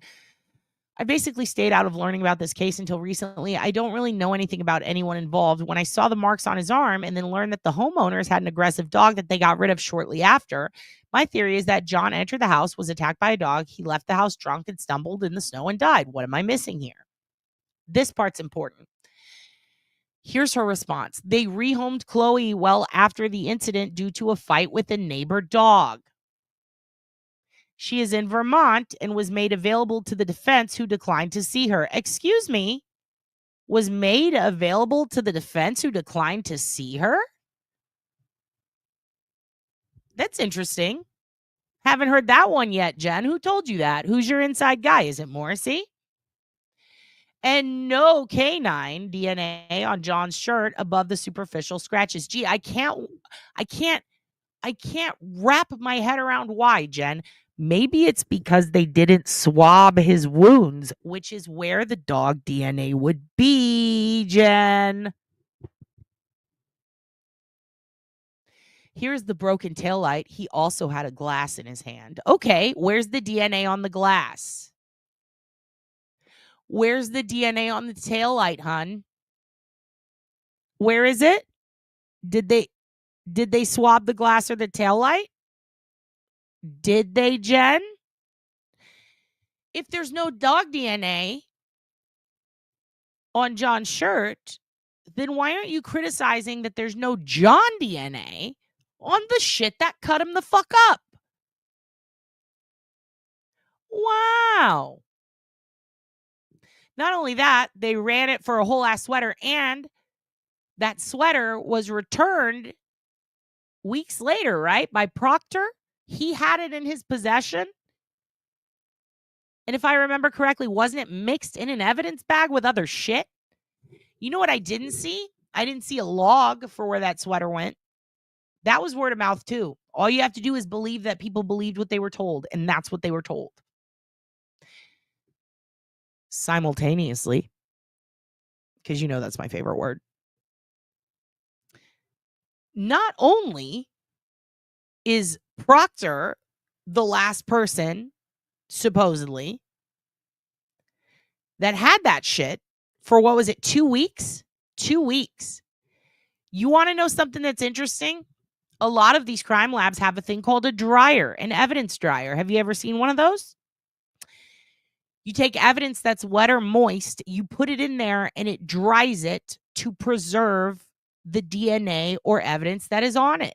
Often used for things like blankets that bodies have been wrapped in, wet clothing, anything with mold or moisture in it to stop the spread of bacteria. My God.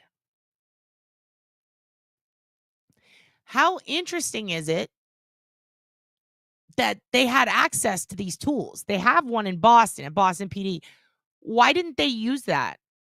Why not take the evidence to an evidence dryer, to a forensic evidence dryer, and put it in there? Hey, how about we take the blood out of the cups and put it where the blood goes? In a sealed vial, where it is then put in a refrigerator. What the fuck are we doing here? What the fuck are we doing here? It does. And the thing is, with the evidence dryers, it hangs. And it's literally like, the best way I can explain it is an air fryer, how you got air coming in all different directions. What I was reading about it is basically like a slow process. You put it in there, and it very, very, very lightly dries it. And it gets it to a point where there's a homeostasis of whatever's on it, be it mold, bacteria, where it just sits as it is when it was found. It kind of stops time. That makes sense. By drying it. I think this is interesting. This is very interesting that they had access to a room to do interviews where they would have been filmed and it would be on record, and they chose not to use it. They had access to store any and all forensic items, and as we talked to Jason last night, they had all those tools at their disposal. There's no way they didn't have evidence kits in their cars. There's no way. They have clearly worked crime scenes before. Hell, just the amount of cops who drunk drive in that fucking town, in that area, and the counties around it should tell you that they can easily easily at any moment get wasted and run over an average citizen. You telling me they don't at least have a cover-up kit for themselves, for fuck's sake? They didn't keep a log. They didn't swab anything right. Nothing was stored properly. There were no logs. A moist, wet shirt sitting in the back of a cruiser for 2 weeks. Tail lights, pieces that were found on 3 separate occasions, weeks later by different people. No log. They didn't swab the taillight for John's blood. How do they have all these broken pieces and no blood on them? How? You mean to tell me the hair that you found on the fucking bumper, the little hair that's sitting like that, little moon shaped hair? You mean to tell me? Yeah, that is a good point. You mean to tell me that little hair traveled, okay? It withstood a blizzard, all right? And then they put it up on the ramp to tow the car through the blizzard wind, down the road, parked in the Sally Port. And then they're taking the taillight out, and yet the hair just remained. It just sat there like that. The wind from the drive outdoors didn't in any way blow it out anywhere? Oh, you mean it just sat there and withstood everything? Withstood all the elements. This one solitary hair. I'm sorry, where was he missing a patch of hair or any hair? What does that have to do with anything? The transfer of one solitary hair, yet there's absolutely no blood on the tail light or on the glass? I would think that it would be more concerning that you didn't have any blood on the tail light or the glass, Commonwealth. You seem to be fine with that. You seem to be fine with that, but the dog DNA, that's what's getting you, even though they didn't swab the wounds, the inside of the wounds like they're supposed to. Okay, cool. None of this shit makes sense. And I don't know if I can fucking handle any more of the dumbassity, that's what I'm going to call it, that is about to hit us in a wave for trial 2, because it is infuriating to see someone who touts themselves as an ex-FBI agent arguing more about the dog DNA not being on a sweater that was in the possession of a cop for 2 weeks who just got fired for being a fucking dumbass and fucking up investigations. You're going to believe that guy who looked for her nudes. By the way, we saw your fucking code on your phone. Didn't have a search warrant to get it. That's sneaky. That shouldn't be allowed in. Without a search warrant. Goes through her phone to look for nudes. So we're going to trust that guy. And yet you don't think it's fucking weird at all that this taillight, even if you went an elbow deep, fist deep, it doesn't matter. There's no way to get those scratches. There's just, even if you went in like that, pull it out. What about up here? What about down here? What the fuck? So all the glass just did a matrix thing? It makes no sense.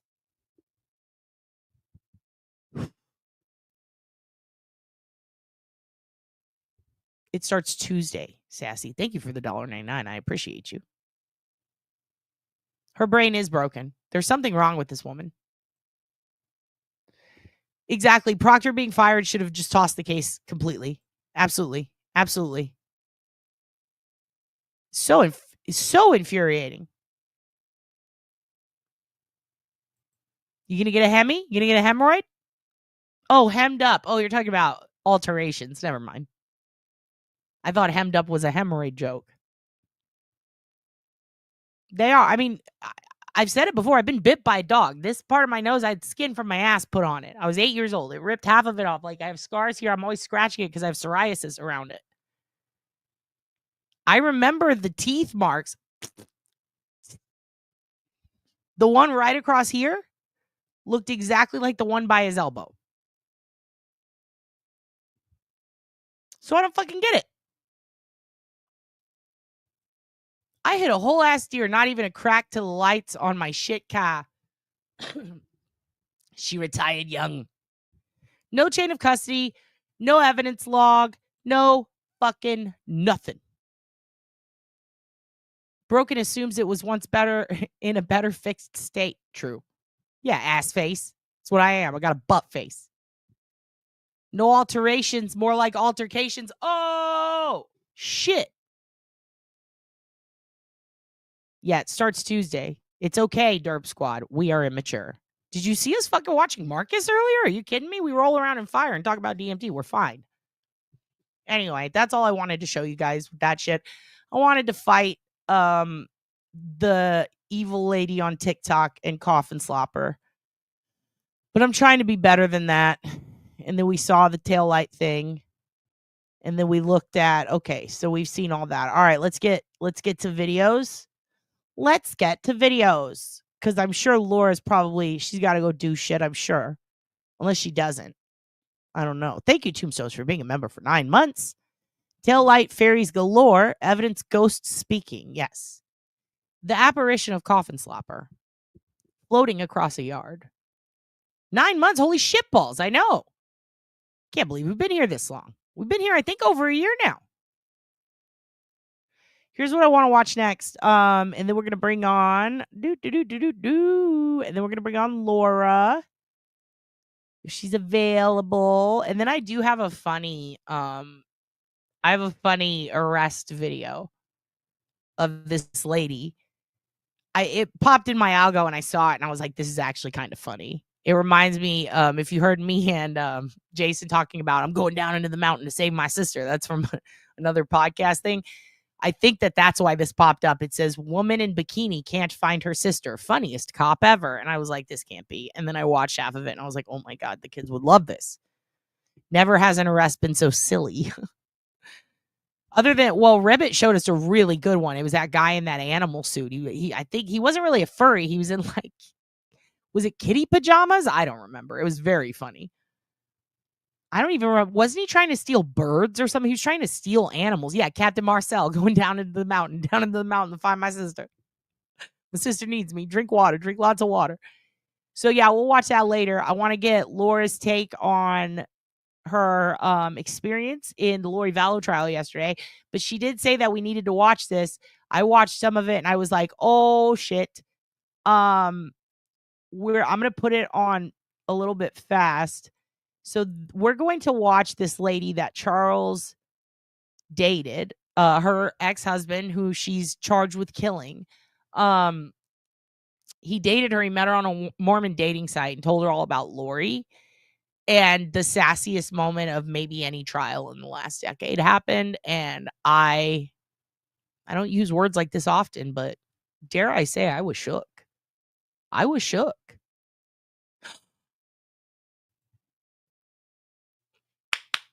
Mitty does special effects. Mitty is an award-winning special effects artist, and you should watch The Last of Us Season 2 premiere and support Mitty. I know my boyfriend's going to cry when I tell him because he's obsessed with that show, and holy shit. I can't wait. I might watch it. You have it? Great. I will check and I will try to clip it or find exactly when it was and I'll play it. I thought it went on with that one. I think Leah posted a second one. And I missed it. Yeah, they never actually got divorced. He was still, legally he was still her husband. That's the whole thing is she wanted his life insurance payout and he changed it. And she was fucking pissed. I mean, technically she's a bigamist. Ooh.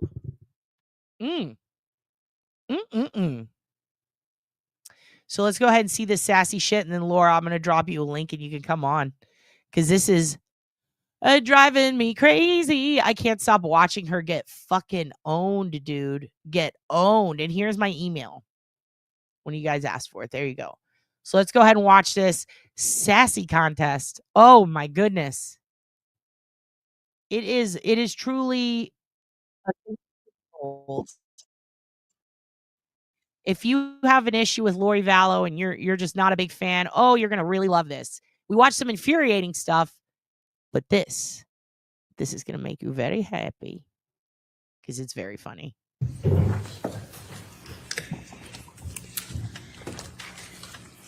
Miss Hancock, you said that you had seen on TV that my husband had passed away. Is that correct?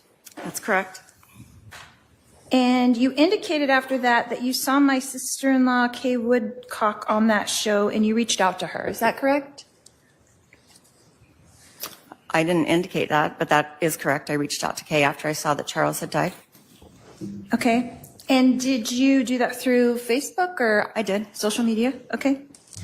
How many times between that first contact and now have you and Kay Woodcock communicated?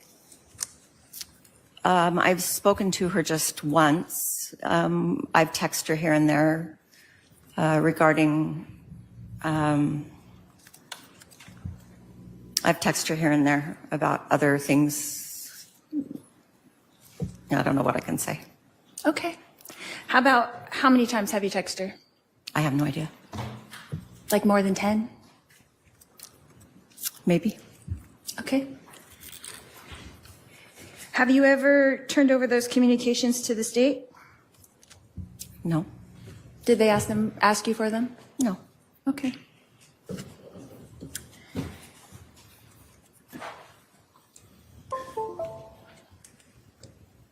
Did you ever turn over the text conversations you had with my husband to the state?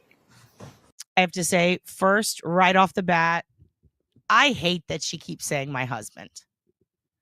I hate that she keeps saying my husband. Oh, that was Chad at trial. And also, this is a separate case. This is her husband before she married Chad, but that she wasn't divorced from, that she killed, and then tried to basically, they said it was self-defense when it wasn't. I don't know why she says my husband. It feels wrong. They should force her to say the decedent or something. You know, it just feels, it's such a power fucking move. Ugh. I was never asked, but I understand that they retrieved them via having big time, big time. And here's what's even weirder. It was some cruel intention shit with her brother too. So she's got so many ex-husbands, okay, a current husband, that she's got whack nut fucking Timu Fat Joel Osteen or whatever, fucking Daybell in his shitty books. Okay. And then, you know, she kills her kids. And one of them is a kid that she adopted that was technically her little brother, right? And she's representing herself pro se. Yeah, she tried to kill him for insurance money. Well, she did kill him for insurance money, but she didn't get the insurance. Why? Because Kay Woodcock is a badass, because he's a badass, her ex, and they figured that shit out. They were like, no fucking way, Lori. But this woman, she went on a date with him the night before he died. through Charles' phone. Okay. I would have had I been asked. Okay. Did you turn over any other communications that you had with anyone else regarding this case to the state? Okay, so JJ was Charles's nephew. Okay, so he would have been her. So JJ would have been her step nephew, and then became her son. Okay, that makes sense now. It's a little complicated, but I feel like it's fucked up that she was supposed to be like a safe place for him. Like, you know, I'm adopting you because I have time for you and I want to be your mother and I'm going to take care of you. And then she does this. Like, it's so infuriating. Also, I love Kay Woodcock. Her on Twitter is my favorite. She rules. I mean, yeah, Lori's a fucking asshole and a piece of shit, but her son Colby came out great. He's a wonderful kid. Kay Woodcock rules. So the family that she chose and the family that she created, they are good people. And it just sucks that she did this to them. It's infuriating. I don't believe I've had any other regarding this case to turn over to anybody, so no. Okay.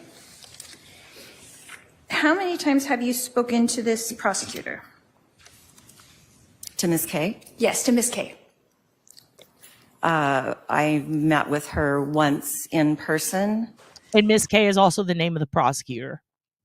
And one other phone call.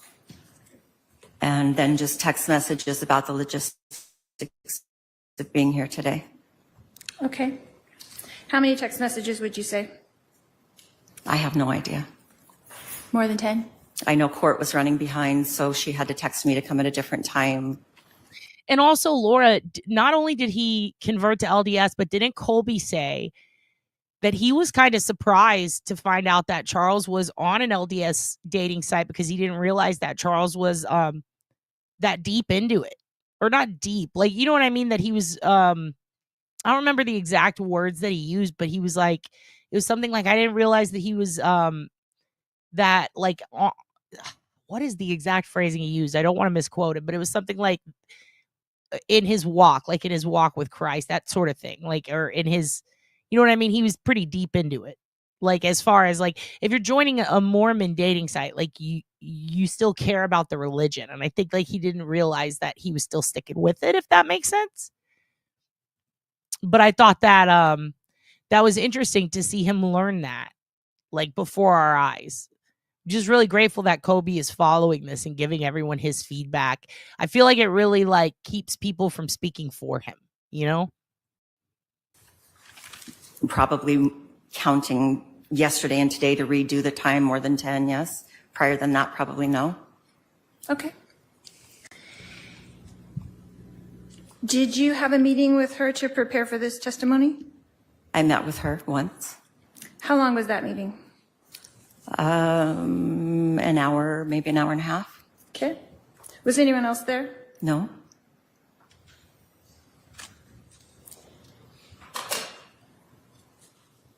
Have you ever spoken to my brother, Adam? Yes, but only because I ran into him at my grandson's pickleball tournament the other day. And how did you know that was him? Because I've seen him on media via the situation surrounding you. So you initiated a conversation with him? I just said hi, and that was, he asked me who my grandson was, and I pointed it out, and that was the end of it. So you introduced yourself to him? To my brother? I don't know that I introduced myself, but maybe. How would he know who you were? I don't know that he knew who I was. I knew who he was.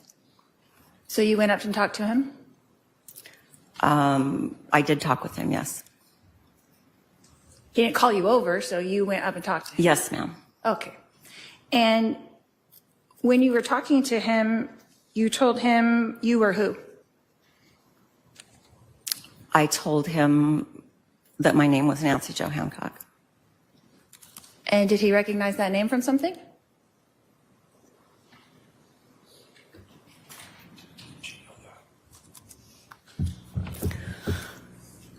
Can I go back and change how I met your brother? I forgot this until right now. So on a dating app, your brother's picture came up on my dating app. And I sent him a message and said, but he had a different name that he used, not Adam. And so I just sent him a message and said if he was going to use someone else's pictures, he should probably pick someone different than Adam Cox. I have to say, Adam Cox is an ugly motherfucker. And I find it so funny and so typical that a male comic, that an open mic or male comic would use somebody else's photos. Like, Jesus Christ. That's how I met him. That's how you met my brother, Adam? Correct. Do you know what perjury is? Absolutely. I object, Your Honor, to question. Argumentative harassment. Argumentative.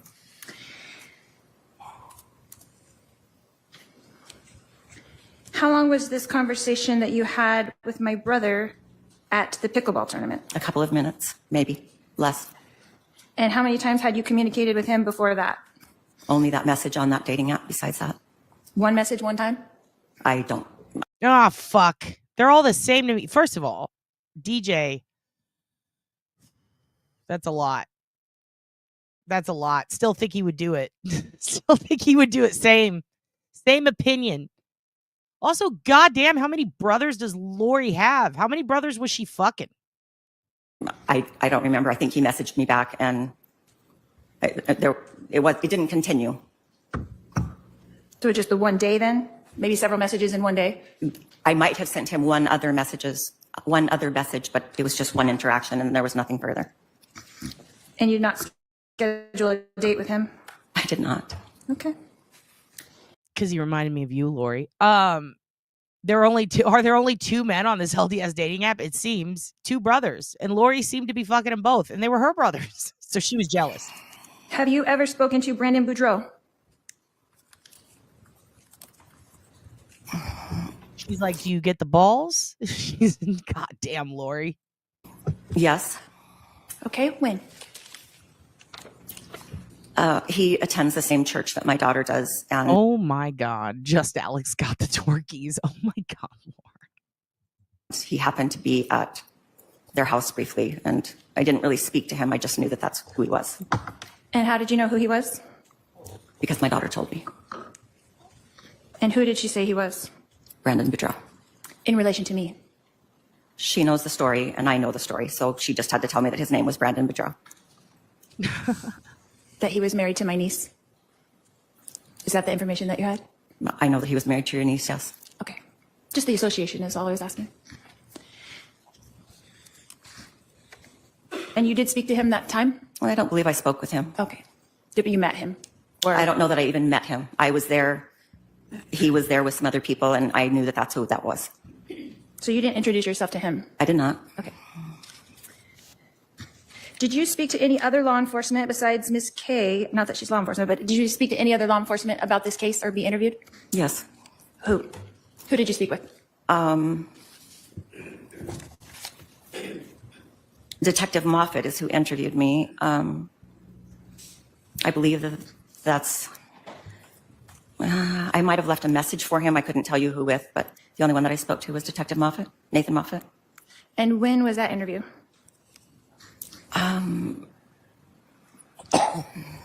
In 2020, I believe in April. Don't worry, it's going to get crazy in a minute, Angela. A long time ago. Okay. How long was that interview about? It was a telephone interview, and it lasted 45 minutes, I'd say. Is that the only law enforcement that you spoke to besides the prosecutor? Yes. And how long between that interview with Detective Moffat and your first communications with Ms. K, how much time passed in between there? With Trina K? Correct. I met with her just a month ago, 5 weeks ago, and I gave an interview in 2020, so. Is that the first communication you had with Ms. K was 5 weeks ago? Yes. Okay.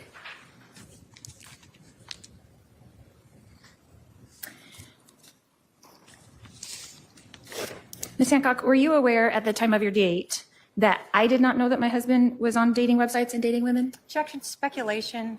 Sustained. Were you informed by him that I knew of the situation of us being separated? Well, he was under the impression you were having an affair, so him moving on was a natural effect from that.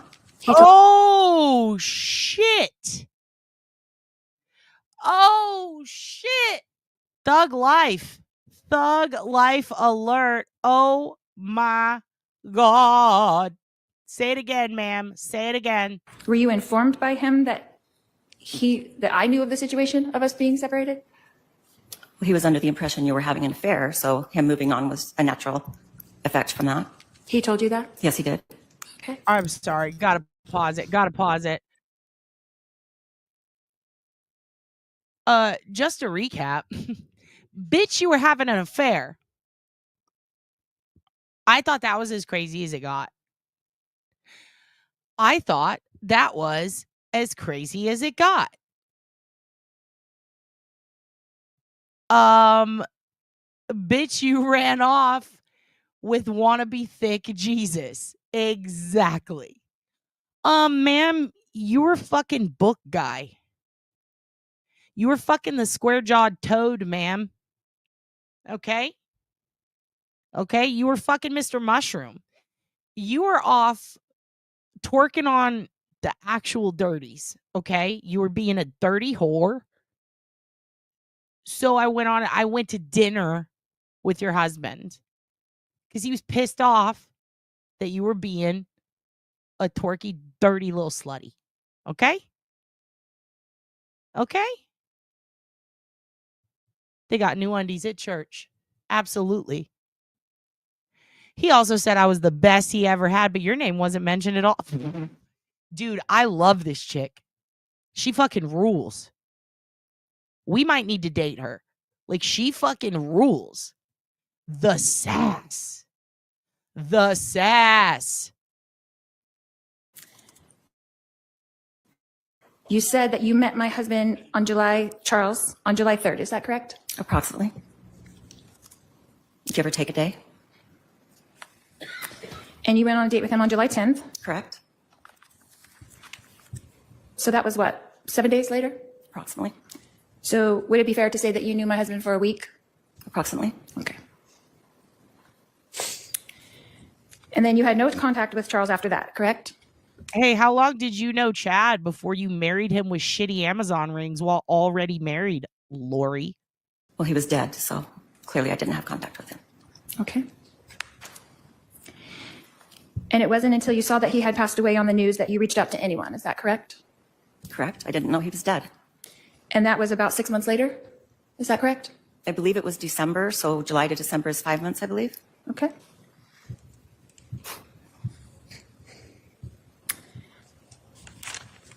Yes, but it's not Hank's version of magic. Hank thinks that the LDS underwear are a program file, so you have to be careful. And then you found Charles' sister, Kay Woodcock, my sister-in-law, yes? Objection asked and answered. I'm just going over the timeline, Your Honor. I'll allow it. Go ahead. So when is the then you're referring to? Oh my so God. At the 5 months later that you said in December, after that is when you contacted Kay Woodcock? To express my condolences for her brother passing away and Hi, Grammy wanted to Shell. let her know that I had dinner with him that last night and how much he loved JJ and how excited he was to see him the next morning. And just thank you. That's enough.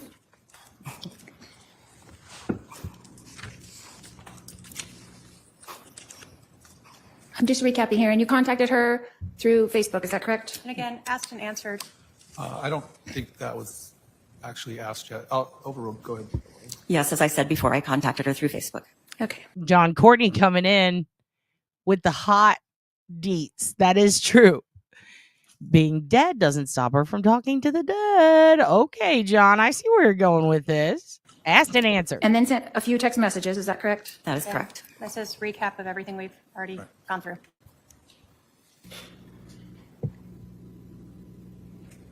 And then you said you met with police on April 22nd, 2020, is that correct? I didn't say April 22nd. I said I believed it was sometime in April. Okay. And I didn't meet with him. It was a telephone interview. Okay. And that was around 1 year after my husband passed away, is that correct? Well, July to April would be 10 months, so. No more questions, Your Honor. All right, redirect. Thank you.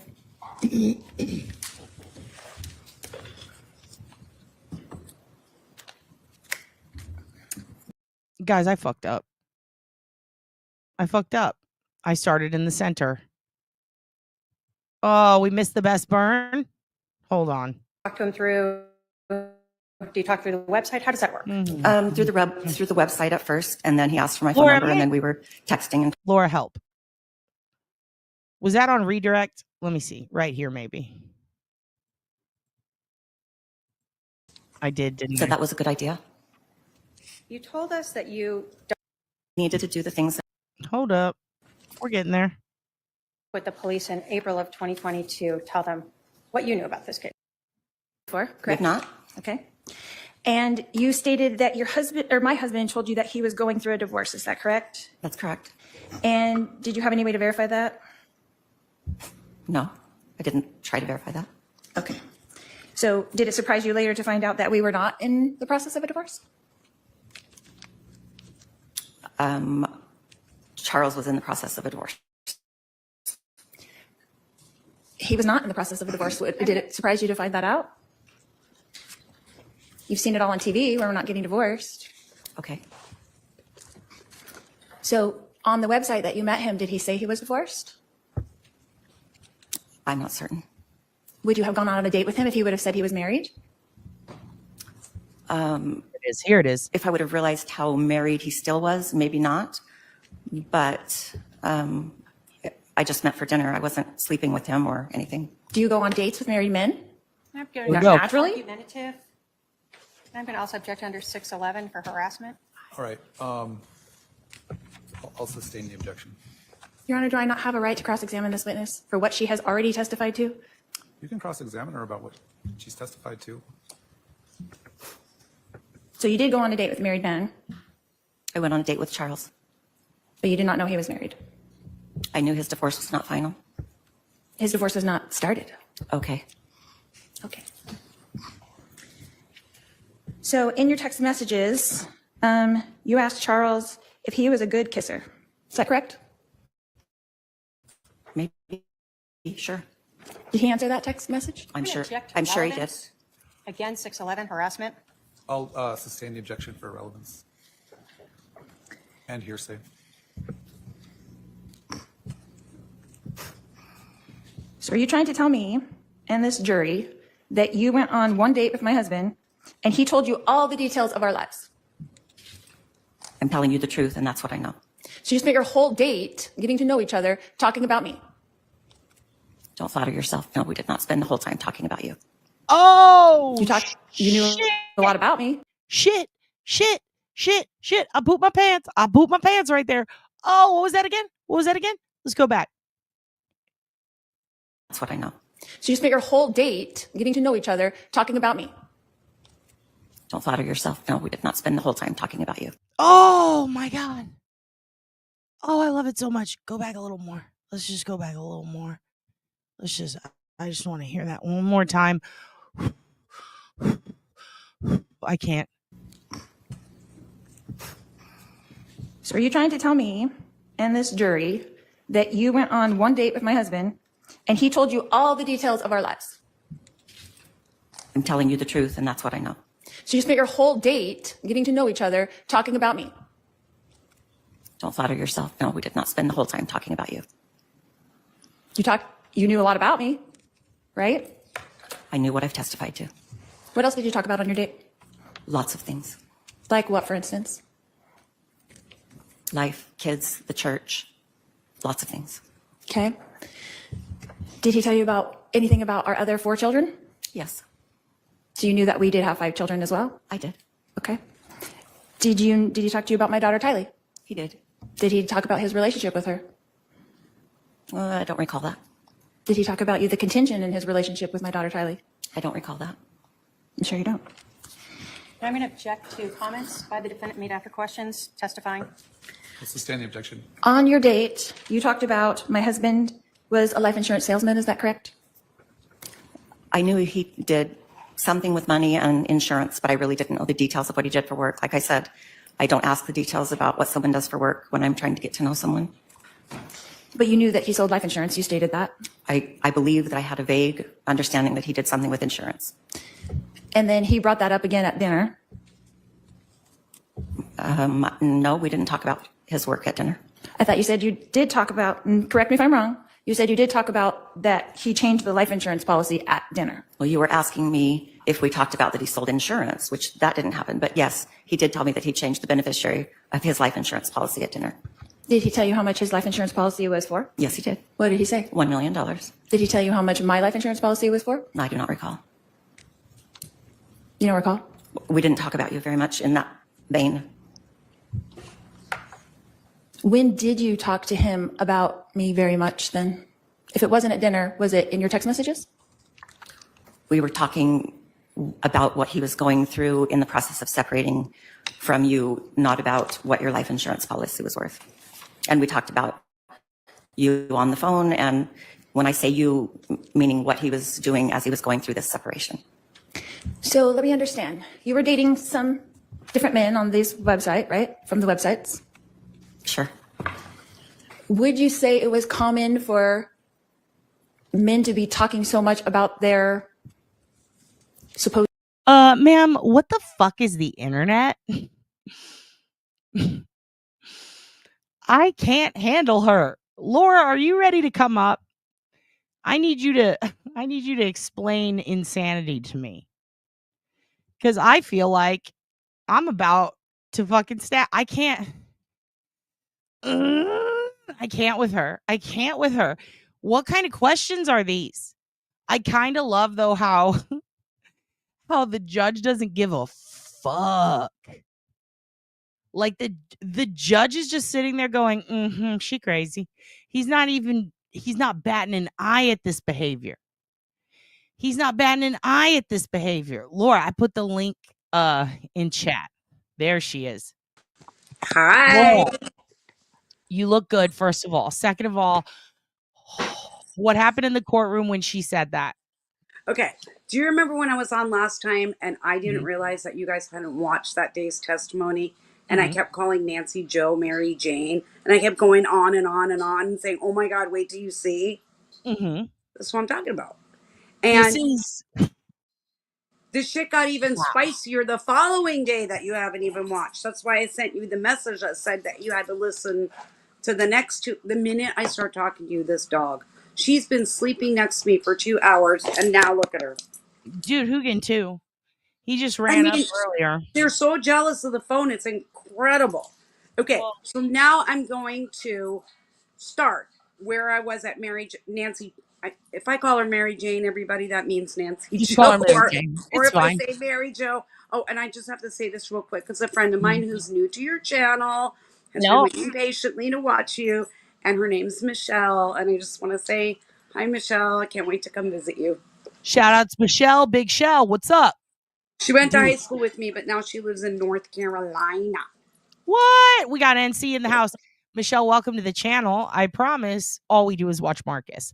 So, Laura, did you look? I would have looked right at Kay.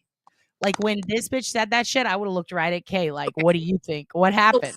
Okay, let me tell you something. Okay. This was the first witness that woke up the jury. Okay? The jury was just like,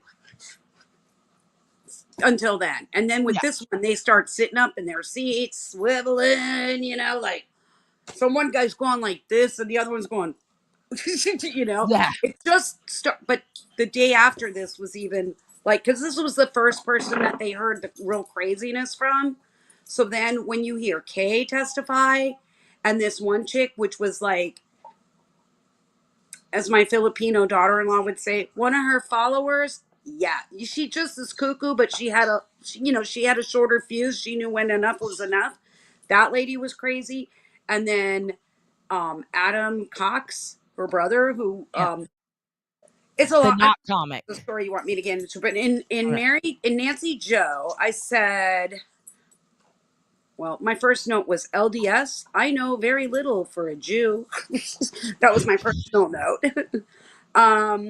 She said that they text a lot and they had hundreds of hours of talking on the phone before they went on the date. So Lori making it sound like she just met this guy and dated him is not fair.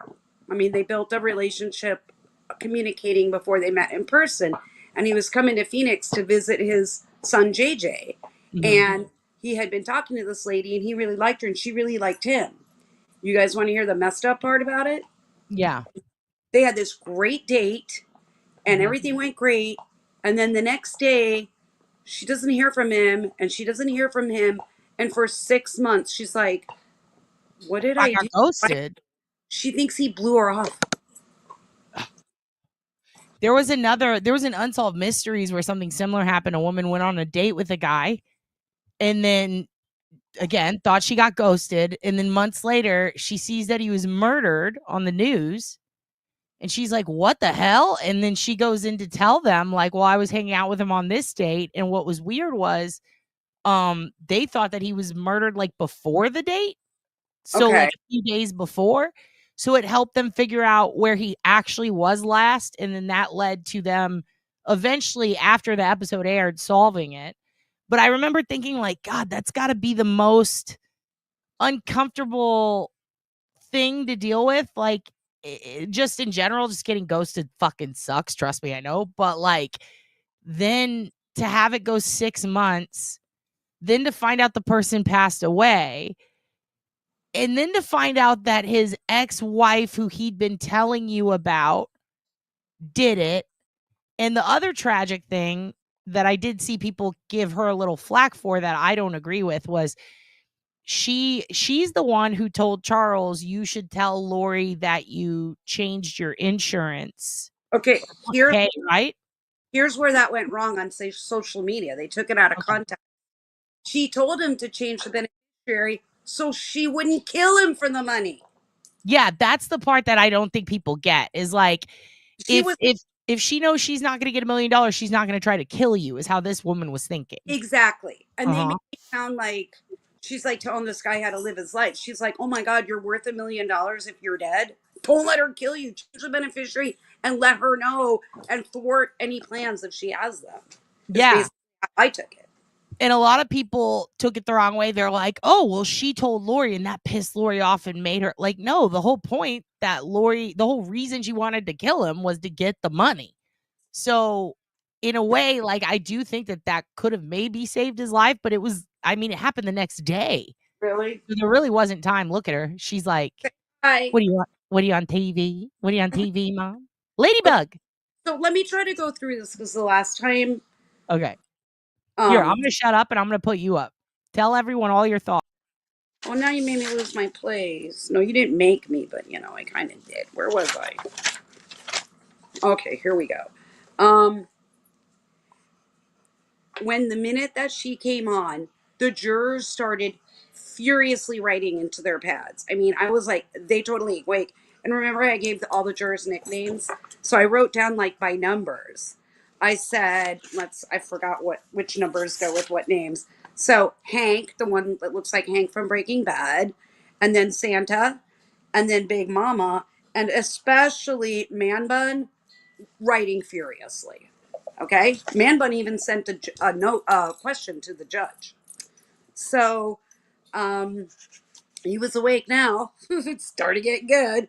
And let's see, Mountain Man got the most animated. He would cross his arms like this, like you can see that what he was hearing was making him mad. And the seats are individual, and he's swiveling on his seat back and forth, like, damn, woman. And I have a story about Mountain Man that's pretty funny. And then when they started seeing that I already told you guys this, but that they used the LDS dating site, I was like, I met my ex-husband on J-Date, so that was kind of funny. So I don't have any judgment for that. Everybody really liked her.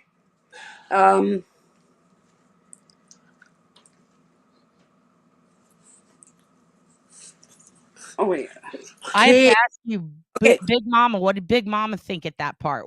I want to know what the jurors. Mitty, I think, says. Someone up there said this. What did each individual juror look like the second they heard that? I already told you it was a combination because it's very hard to see the difference between the what the fuck face and the what face. So it was a combination of that. Except for some of them just don't have it in them to have either face. They're just like, but all of them looked more animated than they did when they were listening to the boring cop guy. Okay. So when she said, don't flatter yourself, the jury, that's when they lit up. They're like, I'm paying attention. Okay. So here's the important part. I mean, there's really good parts to the story.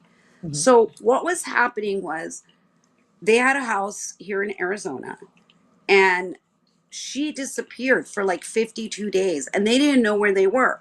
So Charles had time to be like, what the hell is going on? I think this marriage is over. She's losing her mind. She thinks she's something that she's not. So he had some time and he had decided that he was going to move to Houston.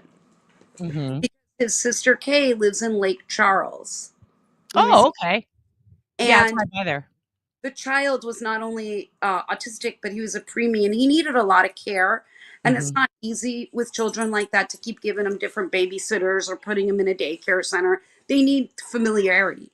So he was going to move to Houston because he traveled a lot for work, and then Kay would be able to come up. So he went to Phoenix to get his stuff out of his house, and Lori get her stuff out of the house, and he was going to rent her a house. Even at this point, he'd have taken her back if she would have acted right. Yeah. And So he was way more attractive than Chad. He seems like a way better dude, and he's willing to support the family. And God, she's awful. She is awful. He was very soft spoken, very seldom yelled, and Lori would just scream at him and stuff. And he was the nicest guy. No matter what, he was still willing to try it, and he just wanted his son. And what you don't, Kay Woodcock had a son who had this child with somebody, and they weren't able to take care of him.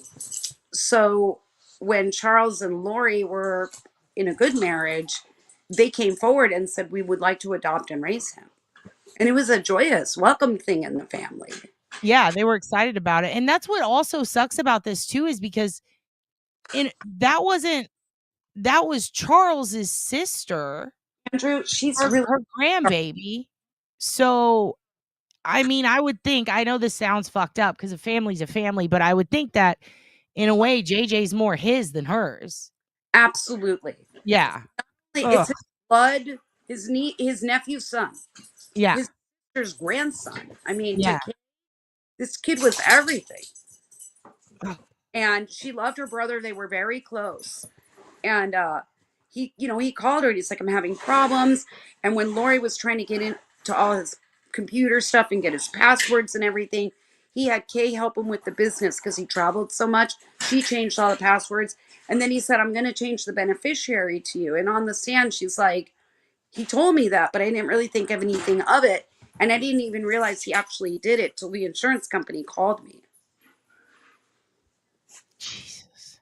And when Lori found out that he had changed the beneficiary to her, she's like, I have 5 kids to raise and he leaves it all to his sister. I want JJ. I remember that. And I also remember her back and forth with them. And remember there was a thing where they were on a bus with JJ and they took these pictures, and it was like the last time they got to hang out with him. And then you look at Lori and she wasn't even talking about him, and they're showing these pictures on the news like, where is he? And then you find out she's in Hawaii. Yeah, but you're getting ahead of yourself. The jury doesn't know about Hawaii. The jury doesn't They don't know yet. The jury doesn't even know these children are dead. They haven't revealed that yet. But you're now talking about in real life. Yeah, they had the audacity to take them to Yellowstone because they were going to kill them that night. And that would have been, I mean, it's all already horrible, but like Yellowstone was a worse nightmare situation, because if you put a body in, without getting too graphic, you put a body in a geyser or one of those, what's it called with the boiling tar and shit? Like, they talked about how there are so many people that go missing or end up getting, accidentally falling in, and you just see them never again. You can't drain that shit. You know what I mean? You can't pull evidence out of boiling hot, I don't remember what they're called, but the hot springs, right? Right, but you would appreciate this. First of all, leave them there. You know where they found them, right? Yeah, in the backyard. They did get photos and videos from people that visited Yellowstone that day. And there's videos and photos of them there. Right. So but this is part of the trial, so I don't want to confuse people. So he's trying, and he comes in, and may I just finish? Yeah, I'm gonna let you take over.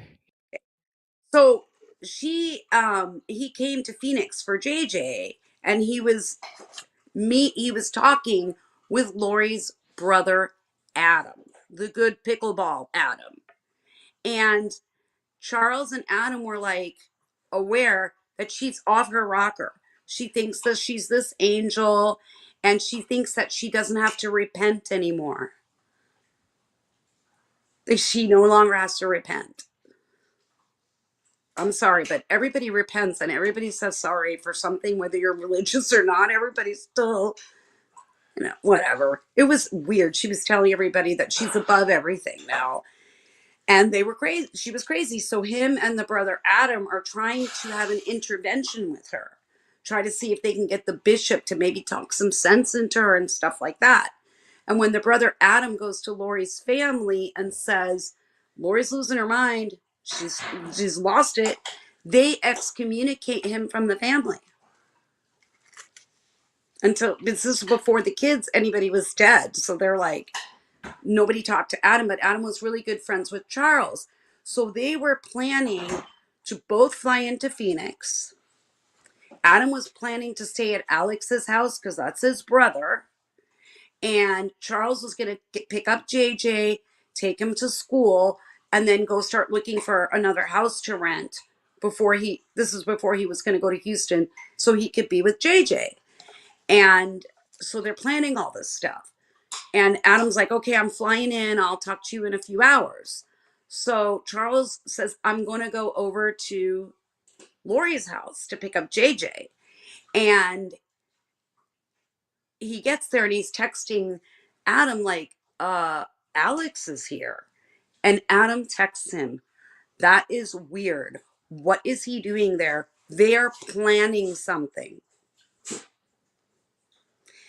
And that text message, they're planning something, never gets checked on Charles's phone till after he's dead for 5 hours.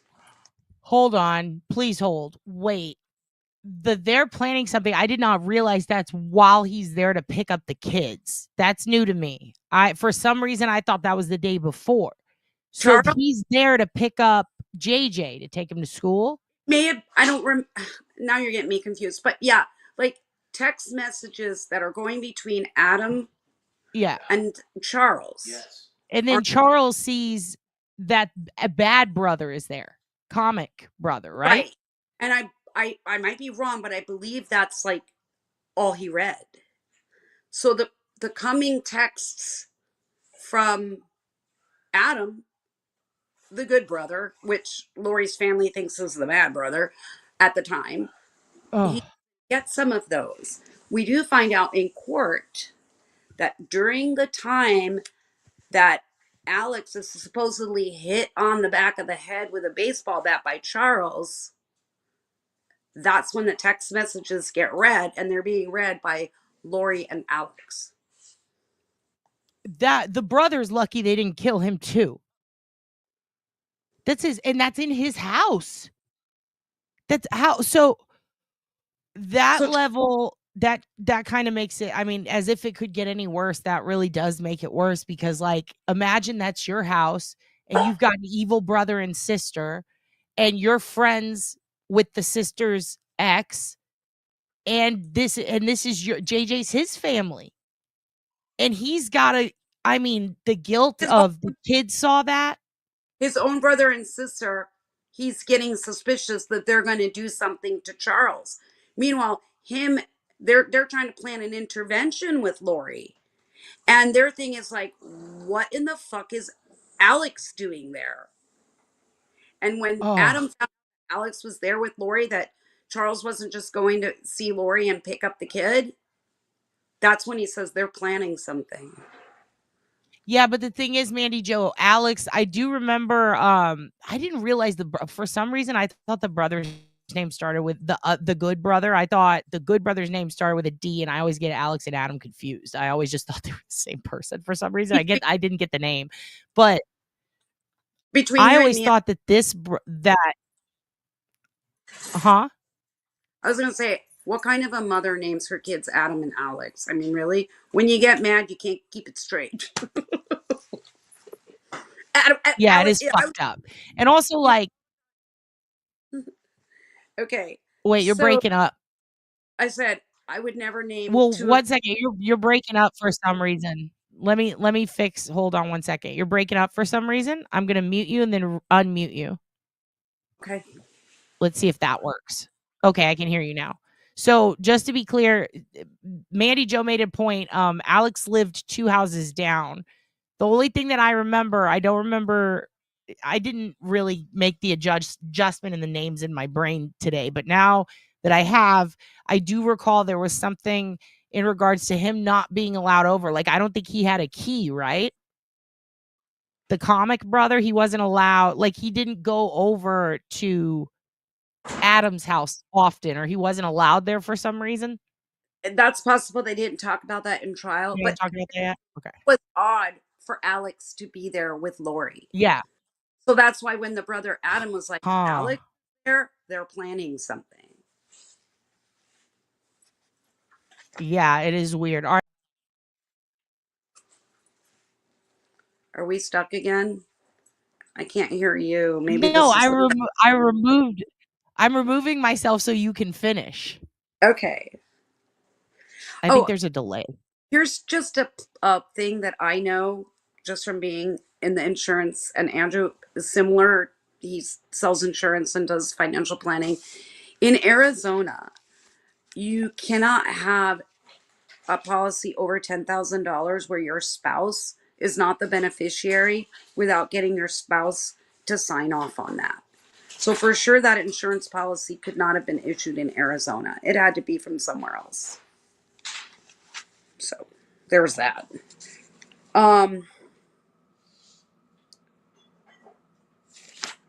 Okay. There's so much. I'm not sure, where are we in the story and what part do you want me to say next? So mainly, we've gone over, I mean, she's a bad bitch. Like, we love Mary Jane, Nancy Joe. We love her. Can you tell us about basically the next Kay? And then there was the girl in the cult that testified. Whatever you saw in trial in order, if you want to kind of go through it and tell us like just your opinion, and if there was anything weird that happened in the courtroom or any sort of nuance that we missed as a home viewer, if that makes sense. Okay, that's what I'm looking for.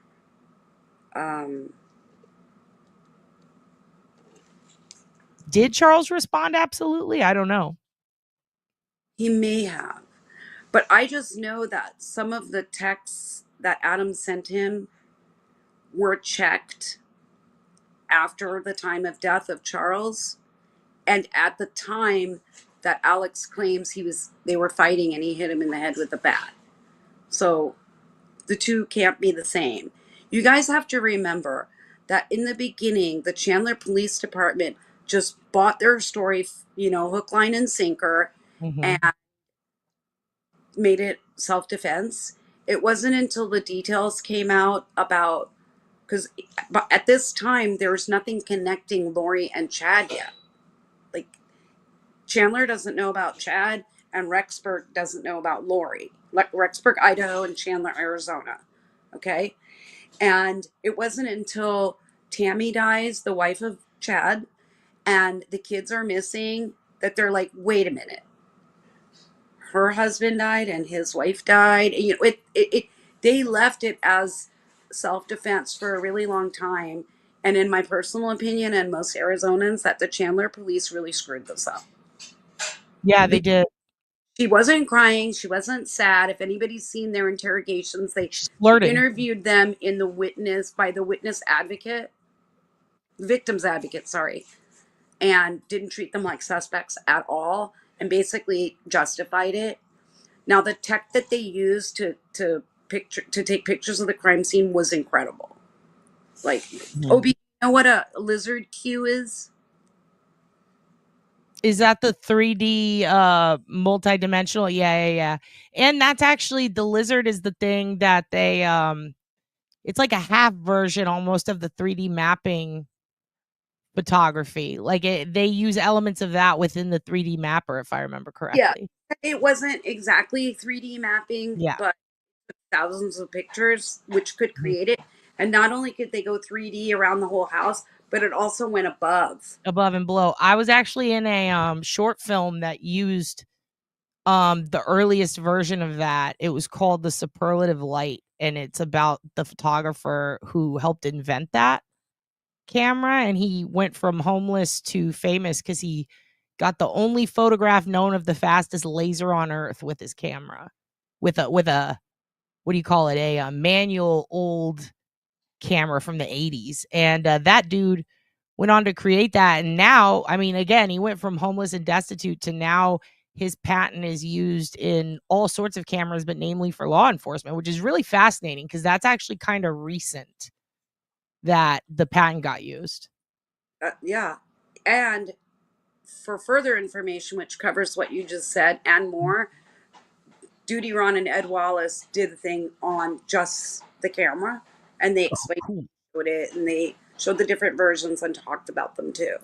Oh, that rules. I should actually, that documentary, it's on PBS, but if you look up The Superlative Light, the whole film is shot in that.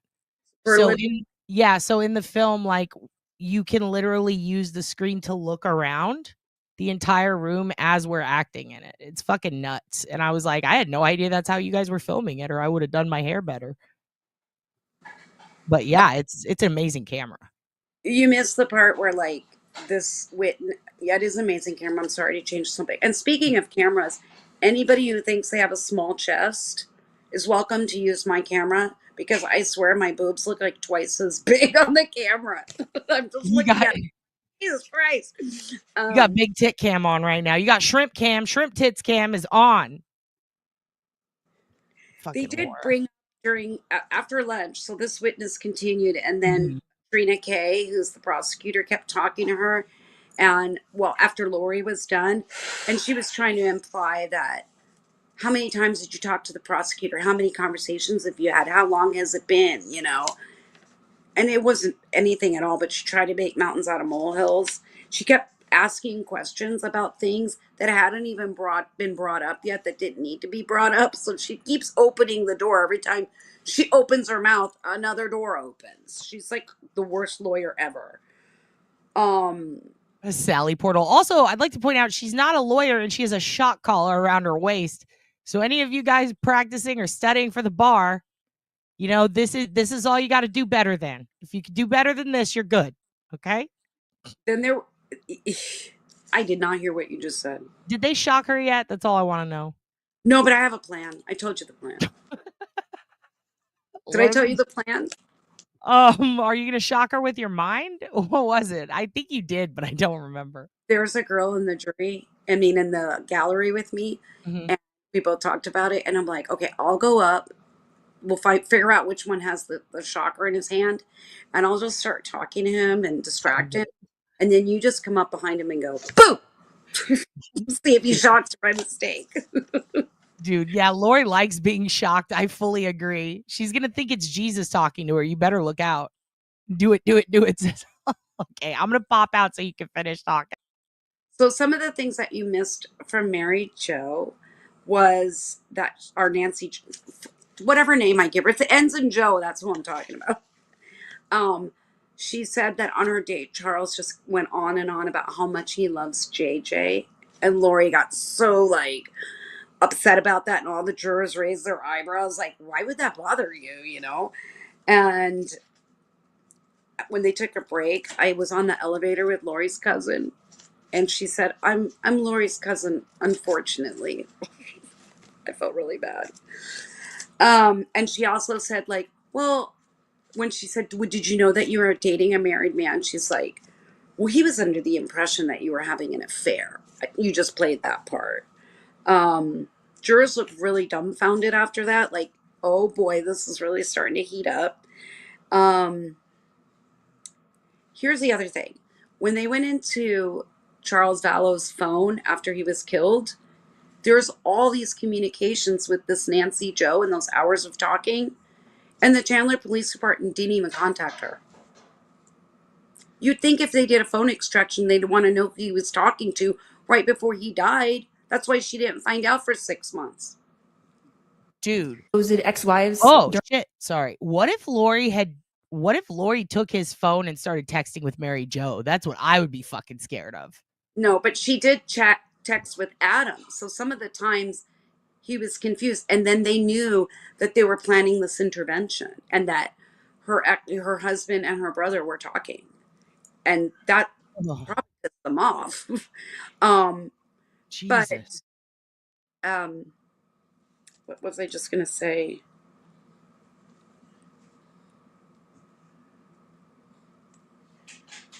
Oh, well, anyways, I had a thought and then I lost it. It's really kind of, that's what I was saying.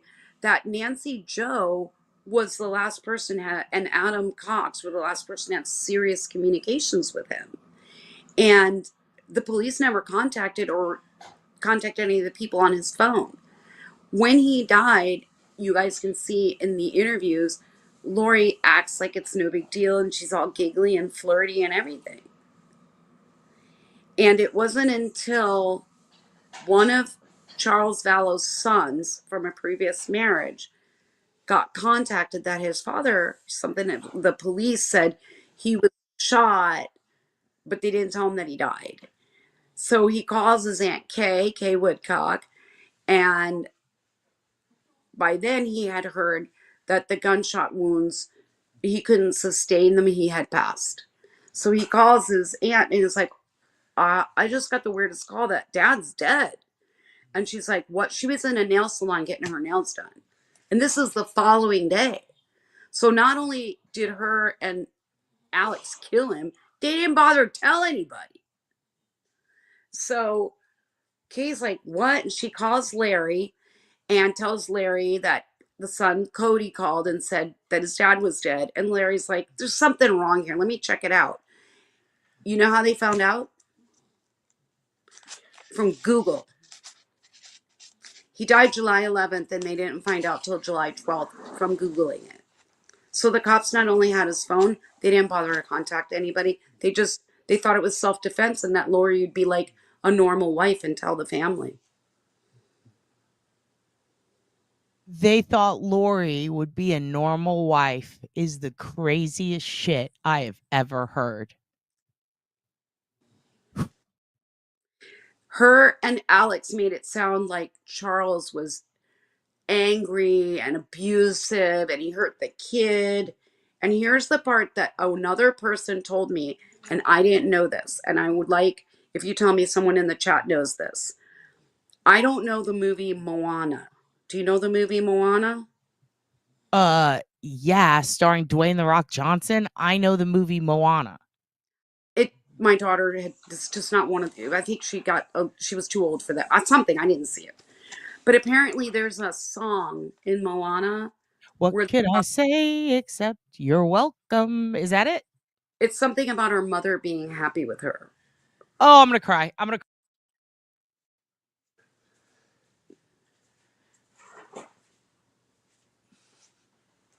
Am I still on?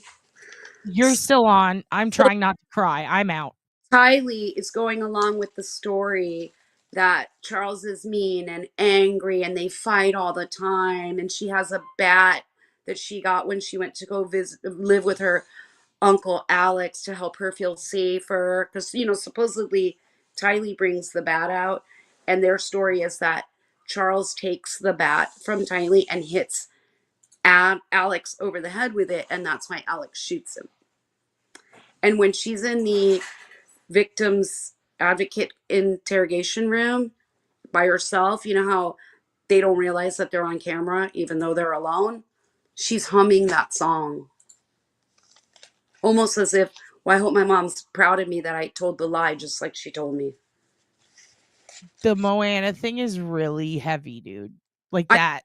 I wanted to ask about it because I heard that and I got the chills from it, and I don't know the song, but I can imagine what it means. And you have to go to Tylee's interrogation and see the part before anybody's in the room talking to her. Did they show that to the jury? Not yet. The jury doesn't even know they're dead. No. They just keep hearing about Tylee and JJ, but it hasn't really been explained to them yet. Oh, they're going to get so pissed. Because when Lori made the comment about, oh, I have 5 kids and he left all his money to his sister and none to me, 3 of the kids were adults and not even living in the house. So there's 2. One of them is hers. It's not even Charles's kid. And supposedly they don't get along anyway. So the child that he would have left money for to care for would be JJ. Oh. So when Lori finds out that he left all the money to Kay, just like a bitch, she's like, well, I want JJ. Not that she really wanted him.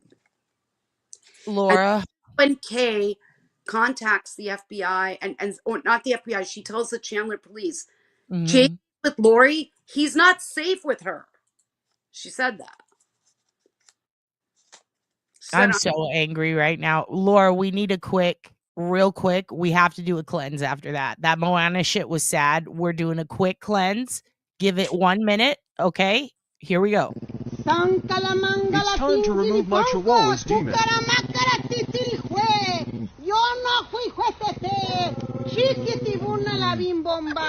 This time is going to work. Juan Calamera, azúcar. Juan Calamera, azúcar. Hanta manjana,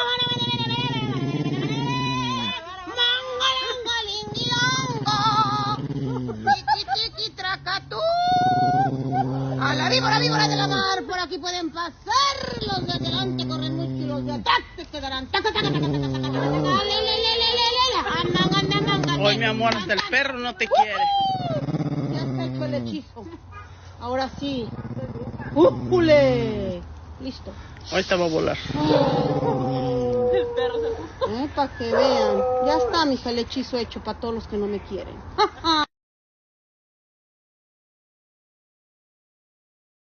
Now we can continue. Okay, so you then know what happened? What's really weird is that Lori and Chad got together with their cuckoo followers that are almost as cuckoo as her, but they did stop at murder. They did not murder anybody. They were praying to cast the demons out of Charles. And that's what that lady's trying to do to that chihuahua. Yeah, because that's a Lori Vallow chihuahua. Its name is Lori Vallow. That's why we do this. That chihuahua is what they made Charles out to seem like. So, like, if you imagine that little dog is really a nice dog, but he's just really annoyed because they're bugging the shit out of him, the dog is Charles. And Lori's the one rubbing the egg all over him trying to exercise him. Dude, someone needs to rub an egg on Lori. She's fucked. She's fucked in the head. We need to Guantanamera her. Like, it's bad. I need to Boradanga her and fucking drag her into an alley and beat her ass. Like, I don't like Lori at all, dude. She's a bad egg, dude. She is a bad egg. They need to need like 10 eggs. Yeah, she's fucked. All right, you continue. And this is just the day before yesterday. I haven't even got to yesterday yet. So let me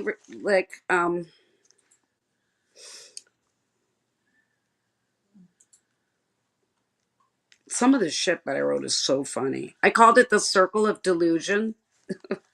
And it was Melanie Gibb, and then somebody named Boudreaux and Zulema, and then there was this other crazy lady. What was her name? Serena. I don't know how Lori and Chad did this, but they got followers, and these people were like going to move to Rexburg, and the end of times was coming, and there were going to be the 144,000 after the. I don't know anything about the religion. People, you can fill in the blanks. Dude, she's trying to take your Jew shit. She's trying to take the Jew shit, and she's trying to make it her shit, and I don't appreciate that. I'm like, one lady, I will tell you, there was one lady that was LDS, and she turns to me because I was wearing she figured out I was Jewish, had a star on, and I was like, I don't understand this, I'm Jewish. Well, and you're so tiny and you ask a lot of questions. She tried to explain repent to me. Repenting? And I'm like, repenting? We have Yom Kippur. We do that for a week. We invented that. We taught you how to do that. You're not going to tell me anything I don't already know. Yeah, like, bitch, sit down like it's Shabbos. Get out of here. Also, better not talk on Serena. I love that reference, petty paralegal. Laura, did you get to see your juror? I've got the list. I know that you went through them already, but I do need to know, There's You got updates. to see Bob the Builder. You get to talk to him again? I did.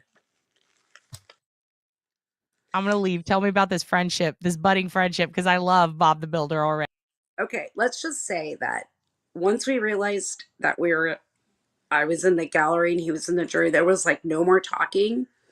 But I figured out that he's probably not LDS because he was smoking a cigarette with me, so that's not right. But we kind of stood next to each other without talking, and he was drinking a Sprite and smoking a cigarette.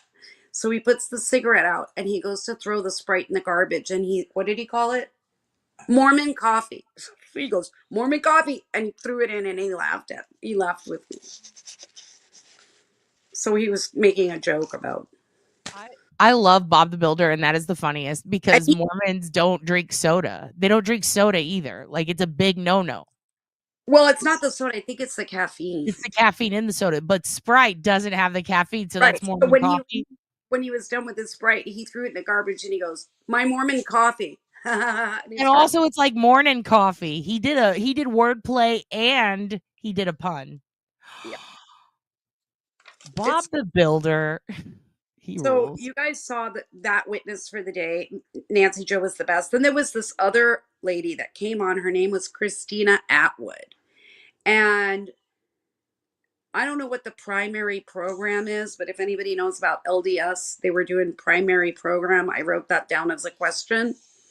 And she had gone to visit Lori in Hawaii when she was with Chad. They lived in Hawaii for a while. And at one point, so she had seen them there and she thought it was weird. Wait, is that 2015 in Hawaii with JJ and Tully back? And then in 2019,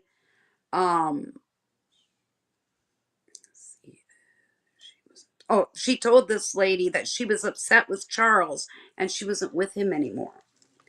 And that was big testimony because she's standing up there saying, my husband, my husband, my husband. And this is somebody saying, well, you said you weren't with him anymore and that you didn't like him. And then, dude, when she says my husband, does anybody ever go, which one? No, but they're all like, husband. Like, even when she says husband, and yesterday when Colby was there, he was like, Colby's intense. He's a really cool guy. Yeah. He seems pretty badass. And also, he's very intuitive. He is kind of looking at things like a lawyer would when he's going over it. He would be a better lawyer than Lori. And he's very intuitive. It's almost like, but he also shares his feelings. So it's almost like he puts his feelings aside while he watches it. I think because he has to, right? Like he's going through it. But then he also gives you point by point everything that he feels, and the way he does it, he's just very one of the most organized thoughts people I've seen on YouTube. Like he's just very like, these are my thoughts. He's just very good at that, like at organizing his thoughts. And I would believe anything he said. I wouldn't believe anything his mom said. True. He said, it's fascinating. He said, well, she certainly knows how to argue, but she's a horrible lawyer because she asks the stupidest questions ever. Yeah. She asks shit that we already know the answers to, and it's very performative. Right. So it's like she knows what they're going to say. So you remember I said that she disappeared for 52 days and nobody knew where she was? Mm-hmm. She'd gone to Hawaii with JJ. Mm-hmm. Supposedly with Tylee too. But when this friend went to go visit her there, she never saw Tylee, but she saw JJ. And Charles wasn't there. So the lady was like, and that's when it came out that Charles didn't even know where she was, but this friend was over there visiting her. Let's see. I just want to pour water on the shock collar. I'm having intrusive thoughts. I'm leaving. You. I don't want to get into all the LDS stuff in their meetings and who's possessed, and it's you guys can see it. They talk about dark spirits and plagues and possessions and translating. I don't know what that means. I've never heard of translation, but they talk about people in the Bible that got translated, and I don't have a reference for that, so I don't know what that means, but I did write it down. And she told the police that Charles was a dark spirit and that he was possessed. And then that's when she started nicknaming him Ned. I said Ned Flanders by mistake. I know that's the symptoms, but it's Ned Schneider or something like that. Then they revealed that she had 2 cell phones that the lady knew of, but 3 separate numbers. So the lady was starting to get really, really suspicious and just going on about, oh, my husband's dark and possessed, and I need all of you to gather with me and do these prayers because we're going to cast them out of him. And they were going to the church every day, which I guess is something that you're not supposed to do when you're in LDS. Couldn't verify that. And then they were all together in Hawaii, and the lady testified that while they were there and talking about Charles and his evil possession or whatever, that Alex Cox actually yelled out, "I wish I could just kill Charles." So that got testified to. And Lori got all snippy and what, did you hear him say that? That's how she questions people. She just asks the question in a nasty way, and she thinks that brings doubt. But the lady flat out said that she heard Alex say, "I wish I could just kill Charles." So I don't know why any of these people didn't just run to the police. Lori talked about taking JJ's pills and crushing them up and putting them in Charles's drink. And Alex is saying he wished he could just kill him. And none of these Looney Tunes ever occurred to them to let somebody know. It kills me how many times they could have saved Charles if they just would have called the police or let Kay know or let Lori's family know. At this point, the only one that believed it was her brother, Adam. And the family excommunicated him. His friend was Charles. So everybody that knew Charles was in potential danger just didn't say anything. That starts pretty sad. Especially when they said the part about her crushing up the pills and putting them in JJ's drink. I counted like 11 of the 14 jurors wrote that down. I put loca en la cabeza, which in Spanish means crazy in the head. Then when the police asked her about it, she said she was joking. It was a joke. Isn't that funny? I don't think that's funny. Oh yeah, it talks about prior lives. All these women had 3 meetings in February. In June, they had another meeting, but Serena wasn't there. I wrote in here, "Lady, why didn't you run screaming?" I mean, I couldn't believe this lady's talking about this, and now the guy's dead. Yo, I just want to say, from now on, we have to learn things from this trial, especially this crazy bitch. So from now on, we are not meeting in groups of 3. Okay. So if you kids want to meet ever on any platform, in real life, whatever, you meet in groups of 2 or 4 or any other setting with any other number, but not 3. Okay, so we're done with that. We're done with that day. I got to tell you, like, the real scoop. The truth is, Colby Ryan's very handsome. He's extremely tall. I guessed his feet at 13, 14. He's a big guy. And he was well dressed. But he got some fashion tips from Duty Ron because he wears ankle socks with his dress shoes. And I thought Duty Ron might appreciate that. But most of Laura, you're dropping fucking bombs. I asked for tea. You're dropping bombs. Wait, what? Which low cut black Nike? What are we working on? Low cut black ankle socks and dress shoes. I wrote it down. Duty Ron's gonna love it.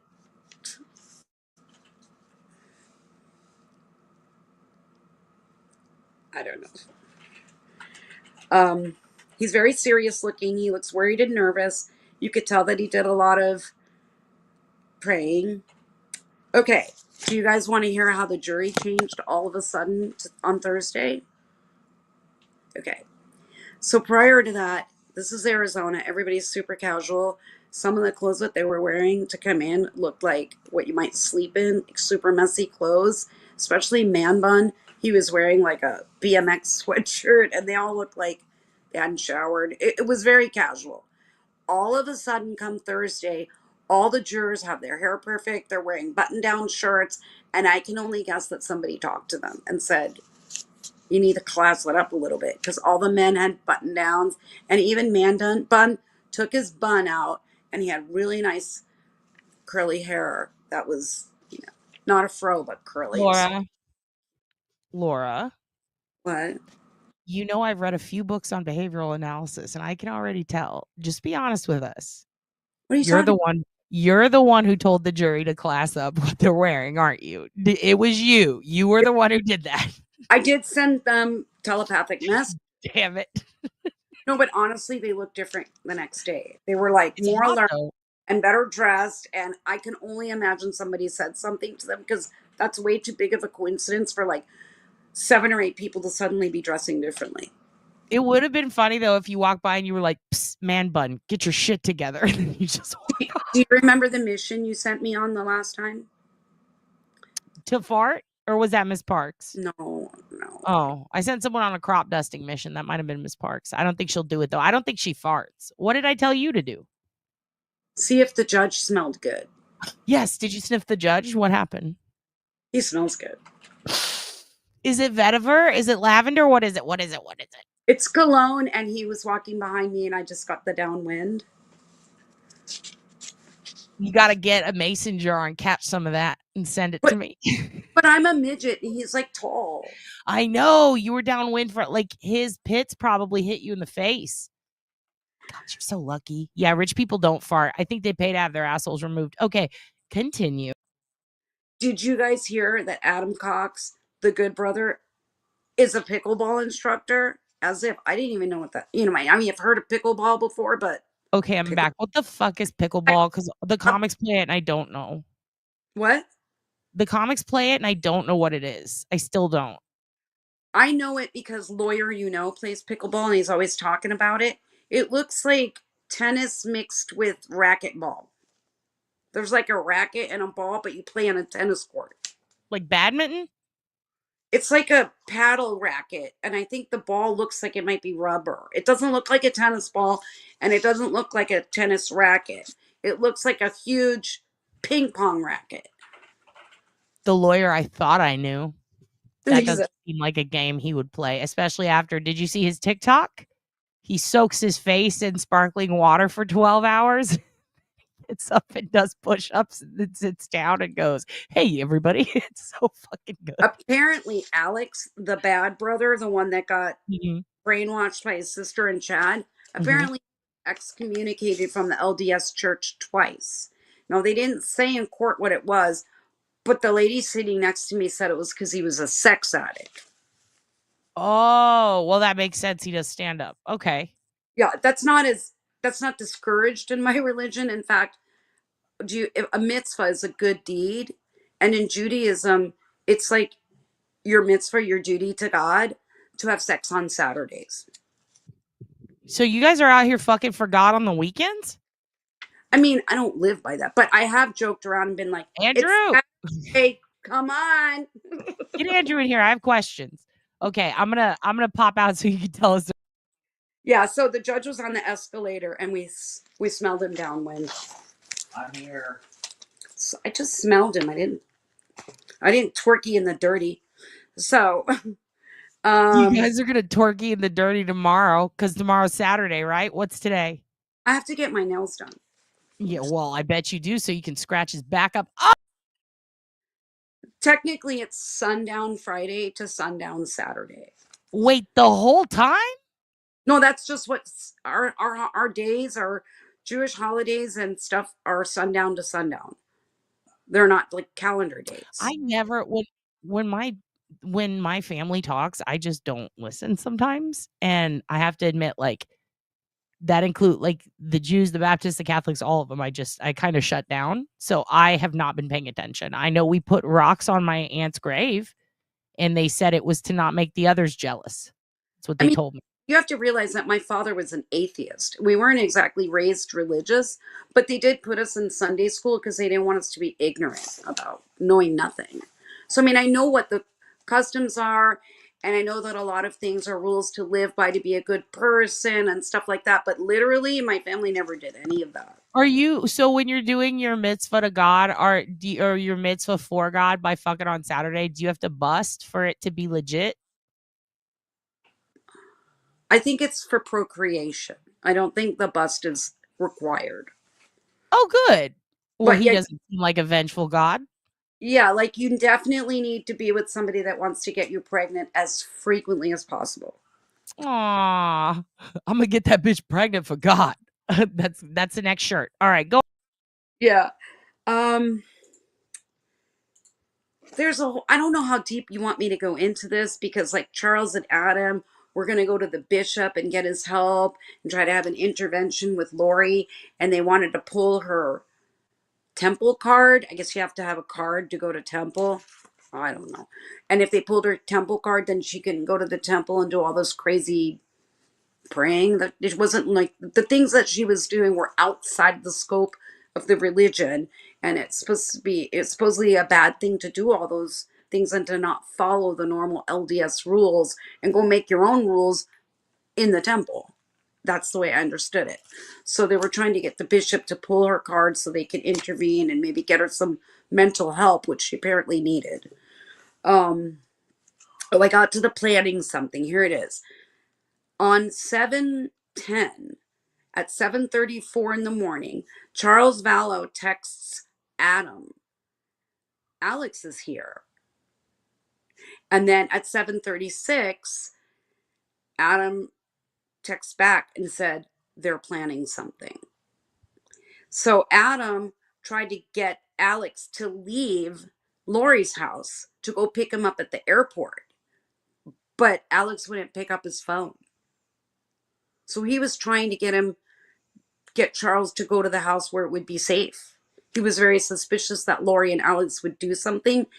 And his brother, Alex the cuckoo, the one that shot him, was expecting Adam. So Adam was like, well, I'll just call him and tell him to come pick me up and get him out of the house. But he purposely didn't answer any of his texts.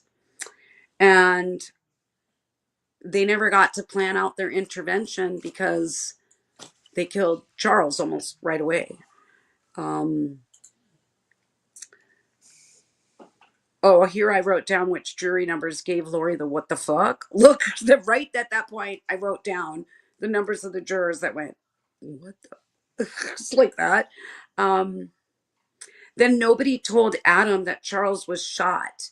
When Alex and Charles were supposedly fighting, texts were being sent by Lori and Alex to Adam so that Adam would think that it was Charles. It wasn't him. He was gone. Before Lori Vallow and Alex even knew what Adam and Charles were texting,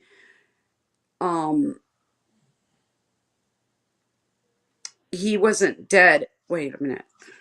Wasn't till after 12. So the intervention plan between Charles and Adam stayed a secret. But what they didn't know is that Lori and Alex found out about it because they were snooping through Charles's phone. So that just made them matter. Then they started talking about Nephi. Can somebody tell me about Nephi? I don't get it. They said it's a prophet, and in the Book of Mormon, the brothers tried to kill him, and then he went to Jerusalem to get some plates, and then God asked him to go back, and then Nephi came across some bad drunk guy, and so he killed him. This is Book of Mormon stuff. And then at that point, I put with a big star, jury looked stunned, confused, and shocked while trying to keep a poker face. Because I don't think many LDS people on that jury. And they're like me going, what? That's a lot of what I see. So I just want to pop in and say, aside from the parable of Nephi, he's the first author of I think the first, the second, and then another Book of Mormon. So he's like He's like one of their Johns or Pauls or Ruths or something. Like, well, I don't even remember. Like, he's basically like how there's a book in the Bible. He's like one of the first two authors. Yeah, they So he's explained kind of a big deal to them. they explained it, but that was a good moment in the courtroom Yeah. to try if it was LDS or not, because the confused people didn't know it were not, probably not, and the people are like, you could probably guess that they were LDS. And I believe that there's a lot of LDS people in the gallery because this is embarrassing for them. I mean, I wrote Yeah. down it's like Jeffrey Epstein and Bernie Madoff and things like Yeah. that. Embarrassing when someone makes you look bad.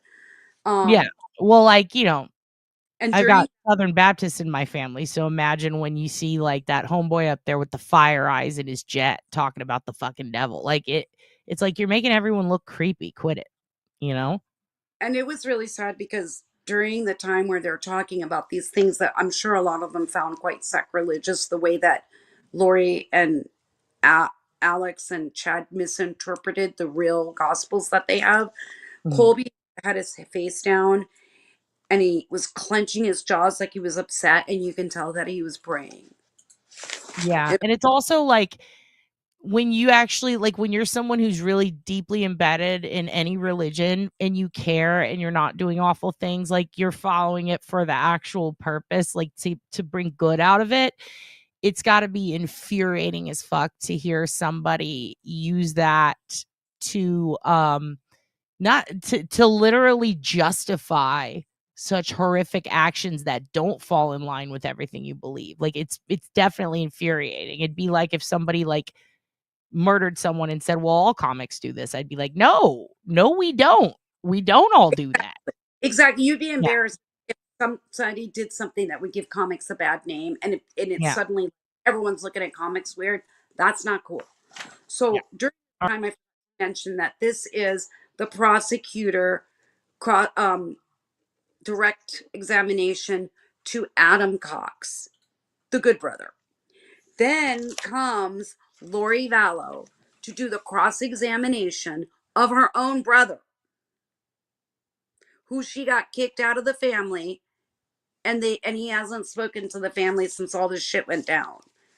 And his friend Charles got killed, and he basically had to go on with his life alone.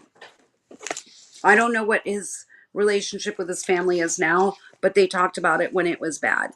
And to get up there and have total attitude and basically verbally abuse a witness. Granted, the prosecution isn't objecting because, in a way, she's hanging herself. Like, just let her keep talking. It just gets worse the more she talks.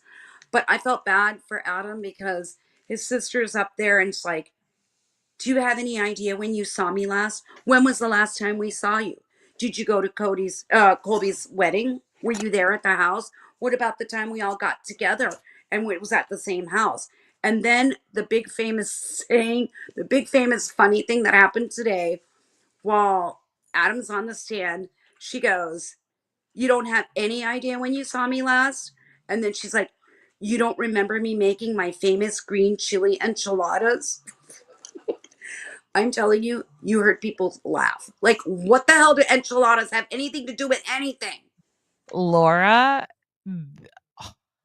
that is the best. I see. This is why I know you're perfect for this, because the fact that you remembered it and wrote that down, that is exactly the type of shit I would have been spraying diarrhea everywhere over. Like, are you fucking kidding me? Yeah, mine are better. I saw that when you sent me pictures of your girl. I do not want Lori Vallow's fucking latter-day green chili end of times enchiladas. I don't think they're good, ma'am. Your last name is Vallow and Daybell. I don't trust your enchiladas, ma'am. That is assault. Exactly. And when Colby did his recap of his experience yesterday, he's like, those enchiladas were nothing. It's like some green sauce on some chicken enchiladas. My wife and I make better ones than that. And I'm like, that's what I wrote in my book. You don't remember my famous Brown Betty, like fucking Peggy Hill? Like, what? Who says that in court? And what does that have to do with anything? You don't remember. remember. She wants it on the record that her enchiladas are good. And she was like, my enchiladas are famous. Everybody likes them. Oh. She's not helping herself with the jury because they're like, oh, no, she didn't. I'm going to write to Lori and tell her her enchiladas are shit and they're Okay. bland and I they're have 2 more wasp. that I marked for you, and then I heard something today that you're going to love. So, Okay, but first, Auntie Ree has a question.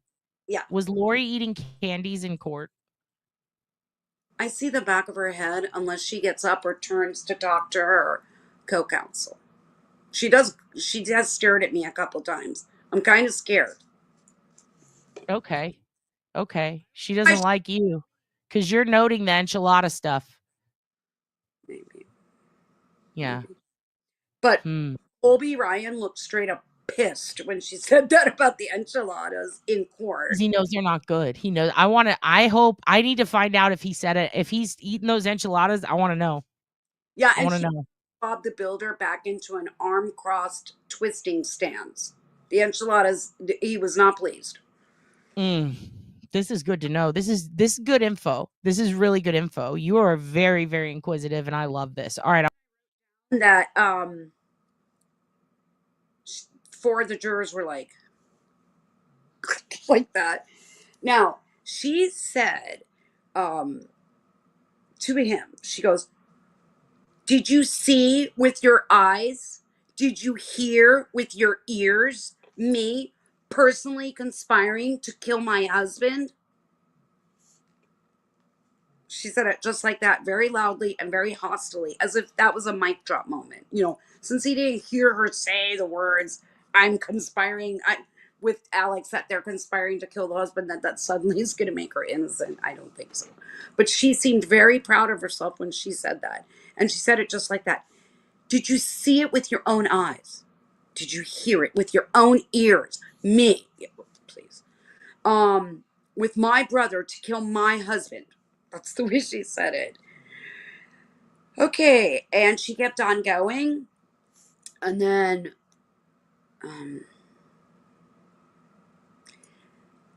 the prosecutor gets back up and does more questioning with Adam. And this is the part for OB because I want this on a t-shirt. He tells the prosecutor that Lori told him that she was becoming a celestial being. And I think we should all be celestial beings. I think we've earned that.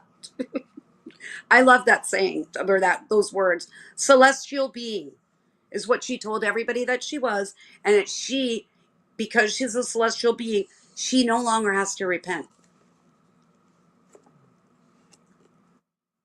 You're telling me that she's gone full astral? Like she's up there flying around the star. Okay, cool. And then she says, Lori Vallow said Charles Vallow was no longer living. He is Ned. He's a translated being, which I'd really like to know what that is. It doesn't sound good. That could be another thing. And then she said he became a zombie. So what if we had shirts that said translated being, and then on the back it said zombie? Because that's what happens if, I don't know. We are never ascending. The only thing we will become is Marcus. Do you understand? We throw ourselves in the fire and we become Marcus when the time is right. And we don't do it together. You just do it when it feels good. And then you can roll away if you decide not to at the last minute. Then Adam testified about the fact that part of the reason that Alex wasn't allowed, that he was really surprised that Alex had been around JJ, the little boy, especially with autism, and he needs to be watched carefully, that he had a lot of guns around, and that he found it odd that he would have guns around the little boy like that. And because the guns got brought up, Lori got all mad. So the judge, that she brought up the guns, so the judge allowed her to do a redirect.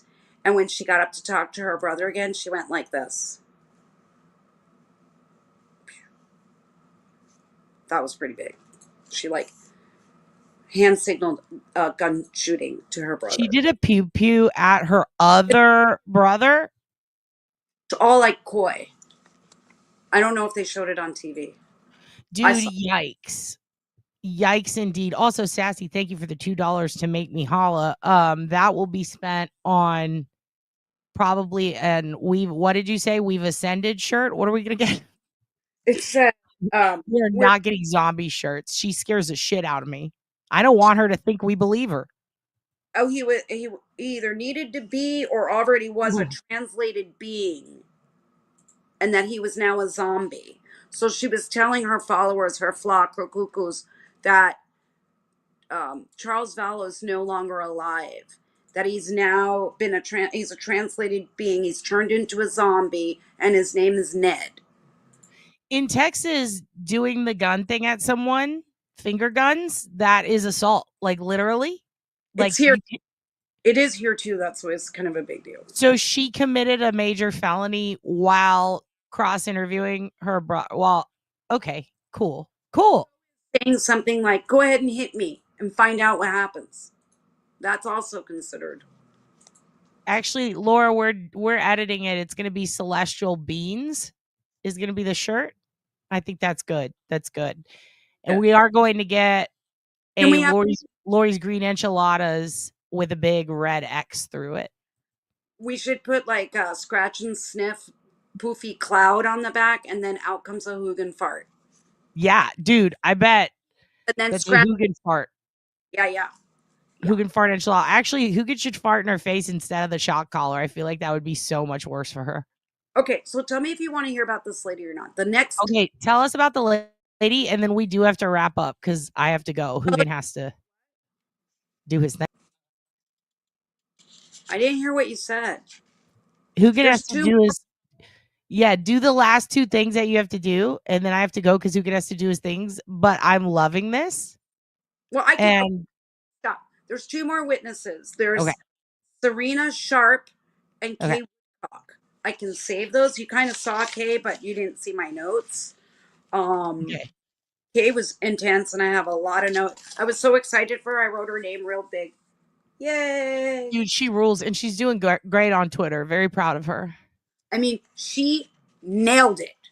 Yeah. Like, I know people overuse the expression mic drop. She needed it for literally real. Dude, I want to see that. It's gonna be like Scorpion versus Sub-Zero, dude. Right. But wild. We kind of want to watch Serena, because, and I'll just give you a recap. Imagine a woman who is so easily malleable that she becomes one of Lori and Chad's followers, to the point where she goes to Rexburg, where Chad was from, with her husband, try to find a home there. I mean, she's eating that shit like it's a buffet. And to me, she's just as crazy as Lori is, except she did stop at murder, but she was buying all the fake made up religion crap that they were doing. This is when the LDS people get really embarrassed, because now starts the part.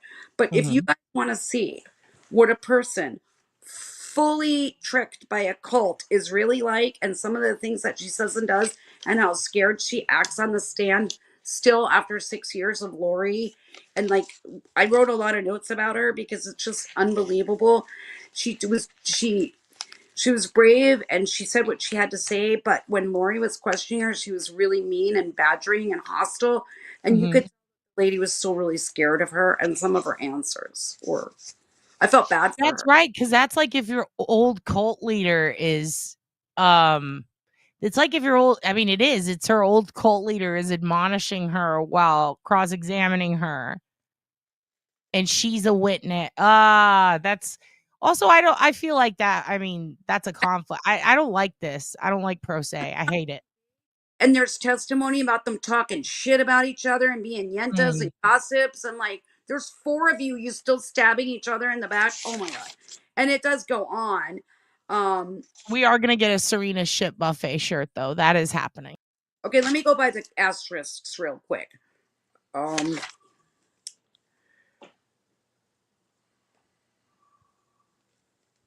Okay, right at 12 o'clock, Colby is staring at Lori Vallow. And right at that moment, the jury is really intense and listening and looking to see if she's going to look back. And they start talking about cleanses and casting out evils. Colby has a mock hawk. Do you know what that is? Mock hawk is like when you have your hair kind of cut like a mohawk, but it's a little bit whiter, and you don't wear it like a mohawk. You wear it like this, and he had a little mini hand bun, like man bun, like this, but this part of the head was shaved. Actually, looked really good on him. It's pretty hot, honestly. That's like some 90s shit. I like it. I said Colby has a mock hawk and a man bun beard, just like man bun. Oh, man bun. Yeah. He's gonna And empathize. And then, one of the jurors got really nervous when they started talking about about the zombies and stuff. He looked like it scared him, like it was like it was a scary movie. Lori Vallow is trying to intimidate. What the fuck does it matter? How many conversations, phones, and texts? Oh, she was asking, remember when she was saying to the lady, did you turn over your text? Did you turn over your conversation? Bitch, you have to ask for that stuff. It's called discovery. You can't wait till the middle of start asking for crap. I mean, she's crazy. Yeah, that was a long fucking time ago, ma'am. Exactly. And then I wrote, you're not convincing anyone that you aren't nuts. And then I wrote, D's nuts, Lori. I don't know why, but that's what I wrote. Colby did a lot of self-soothing. Why would I write Lori's nuts, D's nuts? I don't even remember. But you're hilarious. Here's a question for you, OB. There's a whole part. I'm trying to. I wrote OB's part. Okay. They had a forensics lady come on, and she was talking about DNA and fingerprints and super glue fuming. Is that what it's called? Mm-hmm. And she went through all the different things that she did, and they didn't find shit. So I don't even know there. Wait, I say that again because it cut out. Okay, there was a part that I wrote down, and I was like, "This is OB's part." And let's see, where does it start? I even wrote in here, jury is like, what the fuck, confused. So it was that part. Okay. After I wrote these nuts. And then William. Oh, hi, Miss Fox. Some guy named hi, Peter. Some guy named William Record just came on and said that, yeah, I pulled the Subreddit extraction, but he didn't say anything. He was just like the keeper of record to say, yeah, I downloaded the phone. And he said that even if you delete everything for up to a year, they can still get all your Google searches, even if you delete them. So, yeah. If you've done something. I mean, I thought they could go back further, like 3 years. If they don't have the phone itself and you actually deleted your browser history, he said it becomes much difficult after a year. But definitely find yourself an army base. Break the SIM card, throw it away. If you've done something naughty, that's probably your best chance of getting away with it. I just fucking poop on it or something. Just take a poop on it. And then when they were talking about everything, no one wants to sift through shit. I wrote, listen up, Canton Police Department and Massachusetts State Police. Yeah, you too. Listen, like they did a lot of stuff that they should have done, but she tested the bat for fingerprints and DNA, and there was nothing that was detectable that could say with any certainty that it was a person. Technically, it is Darlene. I noticed the demographic of the gallery is like 5 or 6 men and like 40 middle-aged women. Because we're nosy bitches. I put nosy middle-aged women like me. Yeah, we're just nosy as fuck. Yeah. Okay, Marissa Francisco. If you're interested, listen to her. She was really cute. Okay. She was the forensics lady. She's got a lot of experience in blood alcohol testing, trace evidence, latent fingerprints with the super glue stuff. And here's what I wrote. This is the OB fun part. Okay. Stuff. I wanted you to tell me if the lady was full of shit or not. But the key part is her mom and her sisters were in the gallery to see her testify. Aww. The Her forensic lady? forensics lady was named Marissa Francisco. Uh-huh. Three ladies sitting in front of me, and they were like, oh, they were all proud of her. It was cute. Aw, that's sweet. And then hiding the livestock abscess is great. Just so I can watch you pop it. Okay, keep going. I wrote, hey, OB, does this lady know her shit? Because I wanted you, when you watch it, to tell me if she knew what she's talking Look, about. if her family's there to watch her testify, she knows her shit. I don't even have to see it. Like, if your family shows up because they're proud of you, like, I believe you.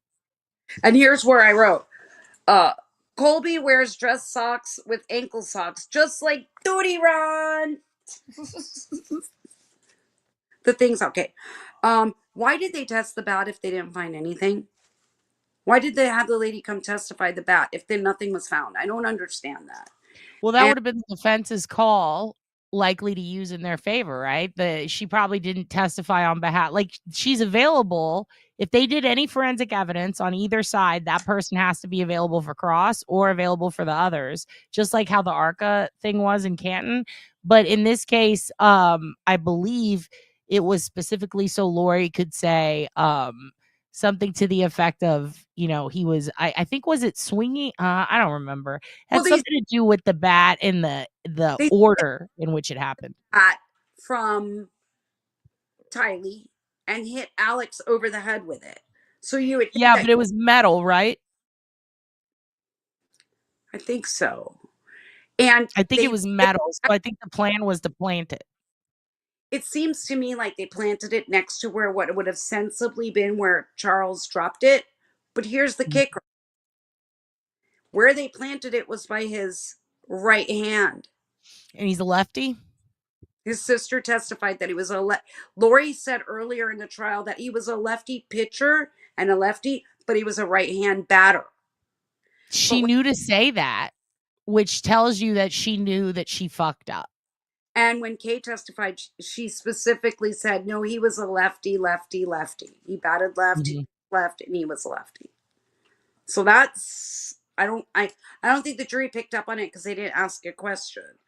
If you hit her with a metal bat while she has the shock thing on, will it electrocute you? Do you want me to find out? Yeah, get back to me on that. Do you want me to stand in a bucket of water too and see what that happens? Just let me know what. Do your tits turn to shrimp? That's all I want to know. That's all I want to know, Laura. No, they put a picture of the cell phone up on the screen to show you, like, unlike some other places where they get the cell phone, they put it in a bag, and they show you what it was like when they collected it. And there's these visual big ass fingerprints on the phone. Nice. But that's that. They had the fingerprint lady, and I was like, ooh, they're going to test the fingerprints on the phone. Went right over it. Never even brought it up. That would have been interesting, too, to show if her fingerprints were overlaid on top of his on the phone. And also, they have the swipe pattern. That's how a lot of people, like, I wonder if she knew that. And the forensics lady even testified about fingerprints that overlay. Yeah. Multiple DNA. They can tell by what fingerprints are overlaid on which one was the more recent. But you know what sucks though is because it was seen as a self-defense, right? Did they release the phone into her custody? Was she allowed to touch it after? And did that fingerprint lady come after that? That could be why it wasn't really used to anyone's benefit, but she was available. You know what I mean? I don't know what happened to the cell phone after. They didn't say that. But it does seem to me that the testing of the bat was an afterthought. Because they didn't think anything suspicious about Charles's death until Tammy Daybell died and the kids went missing. Which means, like, why wouldn't did they exhume Tammy? They exhumed Tammy, right? Yeah. But my question is, like, how just assume that he was killed in self-defense, and they never even at all even tickled the idea that Lori and Alex could be suspects, and they got Tylee to lie and say that that's what happened. Well, unfortunately, I think that's why. Unfortunately, I think that's why, and that's the uncomfortable thing that people have a hard time confronting is that, well, because Tylee testified, but they feel like they're putting that on her. but people need to remember that Tylee was clearly being brainwashed by her mother. Like, she was under the care of her mother, and she was likely afraid of her mother. So to me, it's like a duress situation.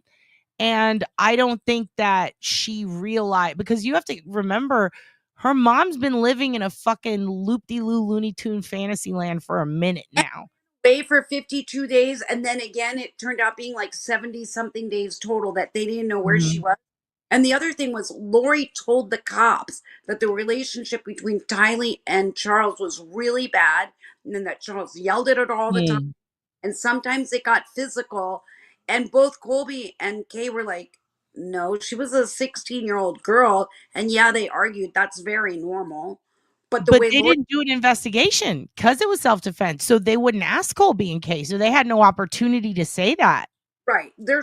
She was trying to make it sound like Tylee came out of the room with the bat because she was so deathly scared of Charles. But yeah, look, Sassy made a good point. That's true. That's what it was. She took his phone with her to JJ to school, so they knew she had the phone from his location on the phone. There you go. But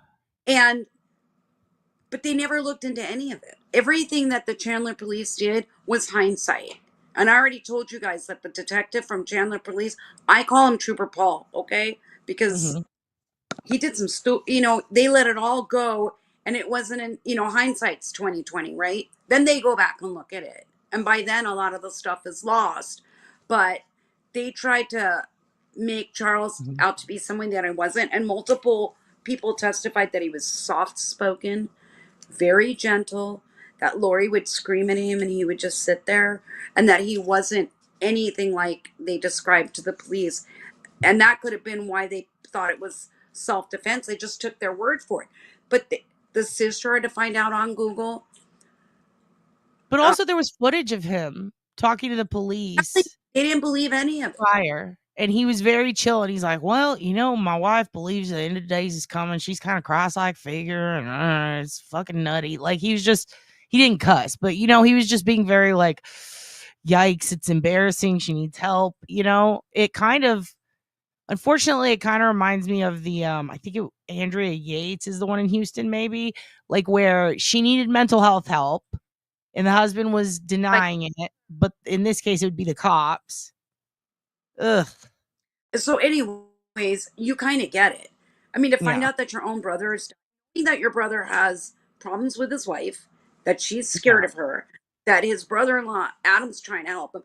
Of course, they do everything they can to avoid telling them, to reduce suspicion so they could get away with long enough telling the Chandler police everything. But he wasn't a very good detective to not even explore the notion and just word for it. I guess her sexy prowess worked or whatever. She was flirting hard in that fucking interview. I won't tell you stuff about JJ because then you'll just get sad. Yeah, well, I have to go too. So I think this is a good point to end, because we're not ending on the whole thing's a fucking bummer, a big time tragedy, but at least we're ending on a part where we can just say, fucking Lori, here's what we should end on is I want me and you to view this part together. Hold on. Something funny. At some point it comes up that Lori Vallow used to be a hairdresser. In Austin, yeah. The entire Jerry turns and looks at her hair. That's actually hilarious. Like, bitch, no. She's got oh my God. I thought it was so funny. She's got Chris Jericho hair, dude. It's wild. It's year 2000 Chris Jericho hair. It is not impressive. The name of that. Did you ever have that doll? I know I brought it up last time, that it had like a ponytail on top of her head. Even Ashley Banfield made fun of it. So she has this like ponytail on top of her head, and her hair like this.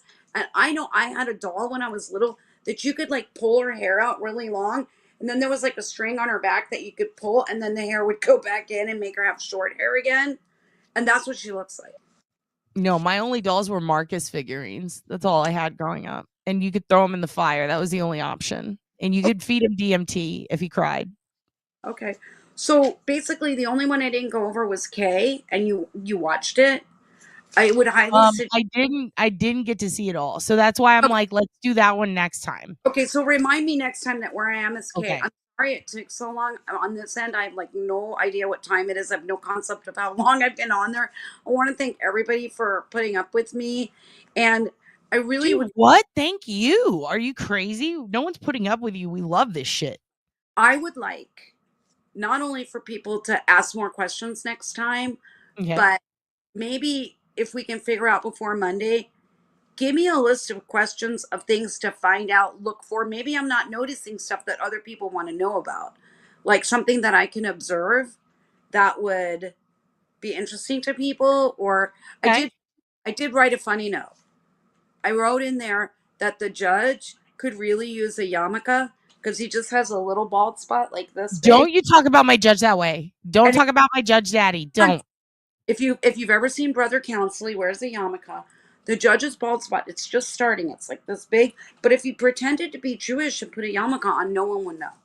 This is actually what the judge does every morning, Laura. I want you to pay attention. This is the judge getting ready for court. Hello, folks. Snuck here. A lot of you have been asking me about my morning routine, so here it is. I can't My new hear you. teeth. Snort-worthy smile, if you ask me. So I like to start my morning by waking up at 2 in the afternoon, get a quick lift, lick, So and lurk whoever in in the before I chat go off and spend the next several hours or in the dance woods. And this time is mainly needs for to my make a meal. freeform lurks. I just lurk like no one's watching.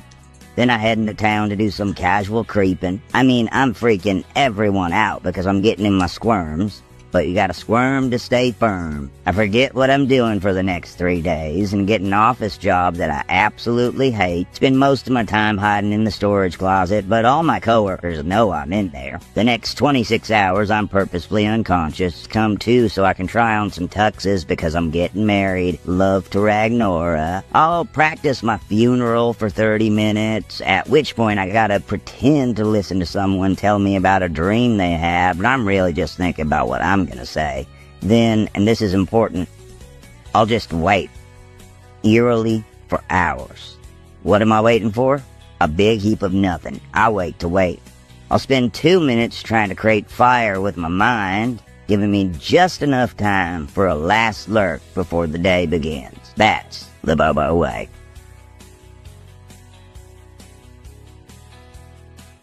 Time for a last lurk before the day begins. Oh.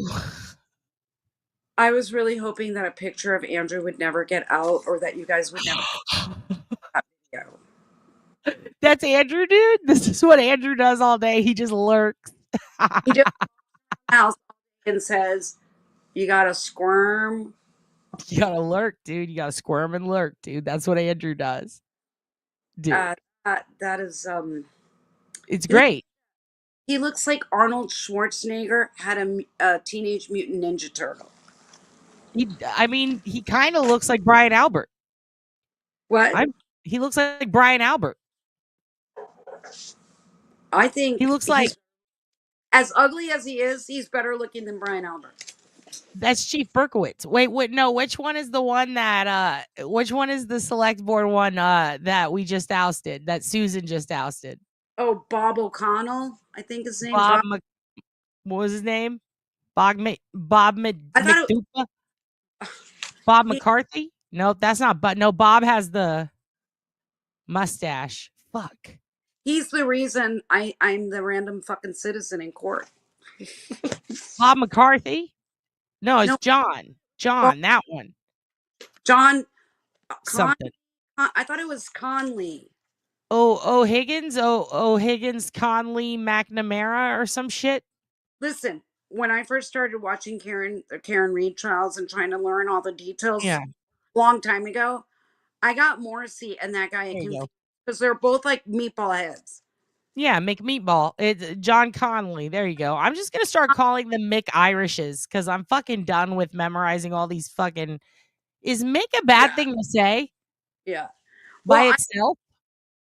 I just think that this character, what's that character's name that you just played? Bobo. You're insulting Bobo to compare him with any of those people in Massachusetts. Well, he doesn't know. He's busy lurking, but that is true. He does look like John Conley, though. He's a cute John Conley. Okay. He's a cute John Conley. Mick is a slur. Okay. Well, then I'm comfortable saying it. I'm going to start calling him Mick Irishes. Okay, I'm going to wrap it up. because I know. Okay. So number one, Mhm. court on Monday and Tuesday, Arizona time is at 10 instead of 10:30 for anybody who's watching it live, because the judge that's normally, and the way they do it is, I think I already told you the court schedule, but they're starting early, just those 2 days. And if Okay. I get either questions or things to look for, and then the next time I talk to you, I'll start with Kay Woodcock and go on from there. And you guys, I'm stuck at this story. So questions will really help me because then I'll know what to look for. Okay. I'm gonna put a thread on the community wall where it's ask Ragnora, and because now you're Ragnora. If Andrew is Bobo, Ragnora? yeah, Bobo's marrying Ragnora. So I'm not random fucking citizen. No, you're Ragnora fucking citizen. Whatever you want to call me. You're gonna have to remind me. I'm not good at reading that page. I can't believe Nick is a slur. It's so fun to say. It's not as bad as WAP. That's the sound your tire makes. Never mind.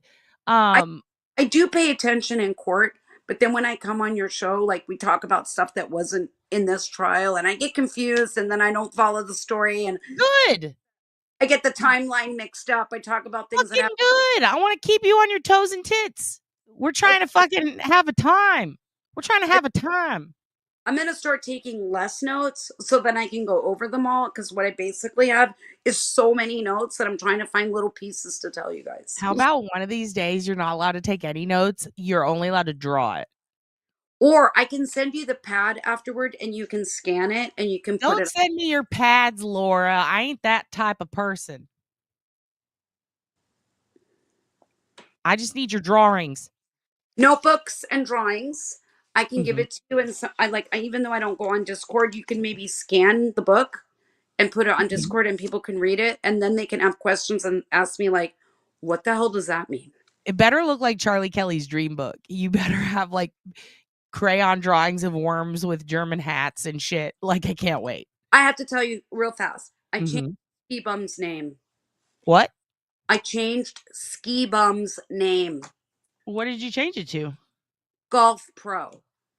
What? Ski Bum to Golf Pro? This is a big change. I don't know if we can accept this. Hold on. Because the cokehead? There's I don't know anybody who lives like where it's dry and sunny. There's a certain look that certain guys get from being outdoors a lot, and it's like they almost lose the red and pink. Their lips look like they peel a lot or something.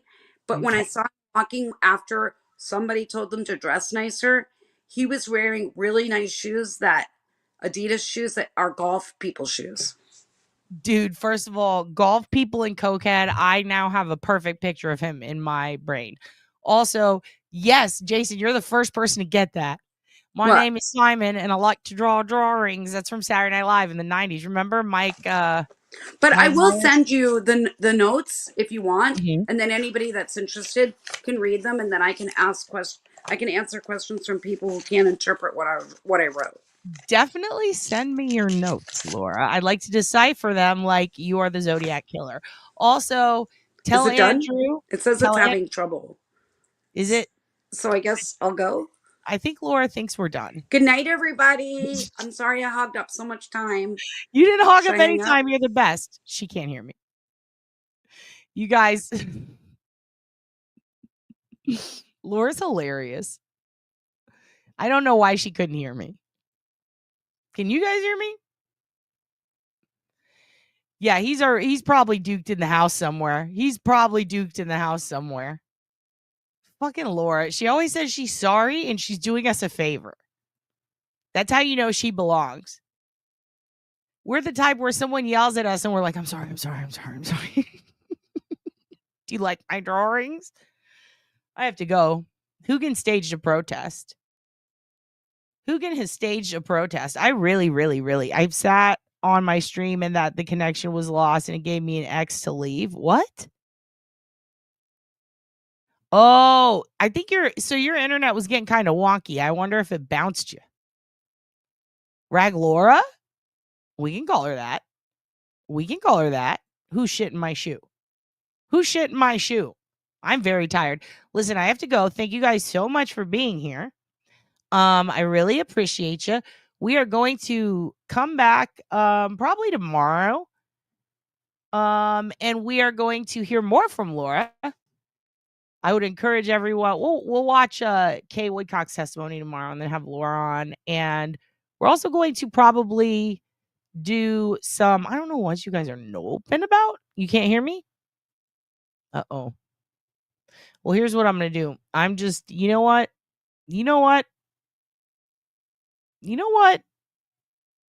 Now you're getting Here this. is my baby doggies. One of them is Muslim, the other one is gay, and today we're gonna measure them. Let's see how long are you now.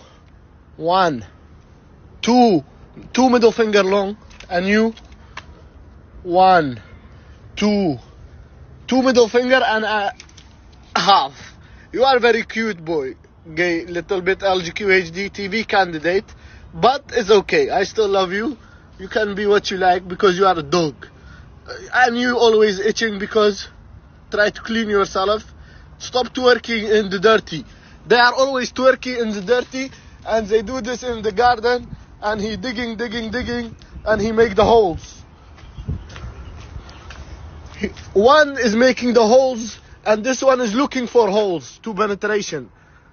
Find your goals before they penetration your holes, stupid.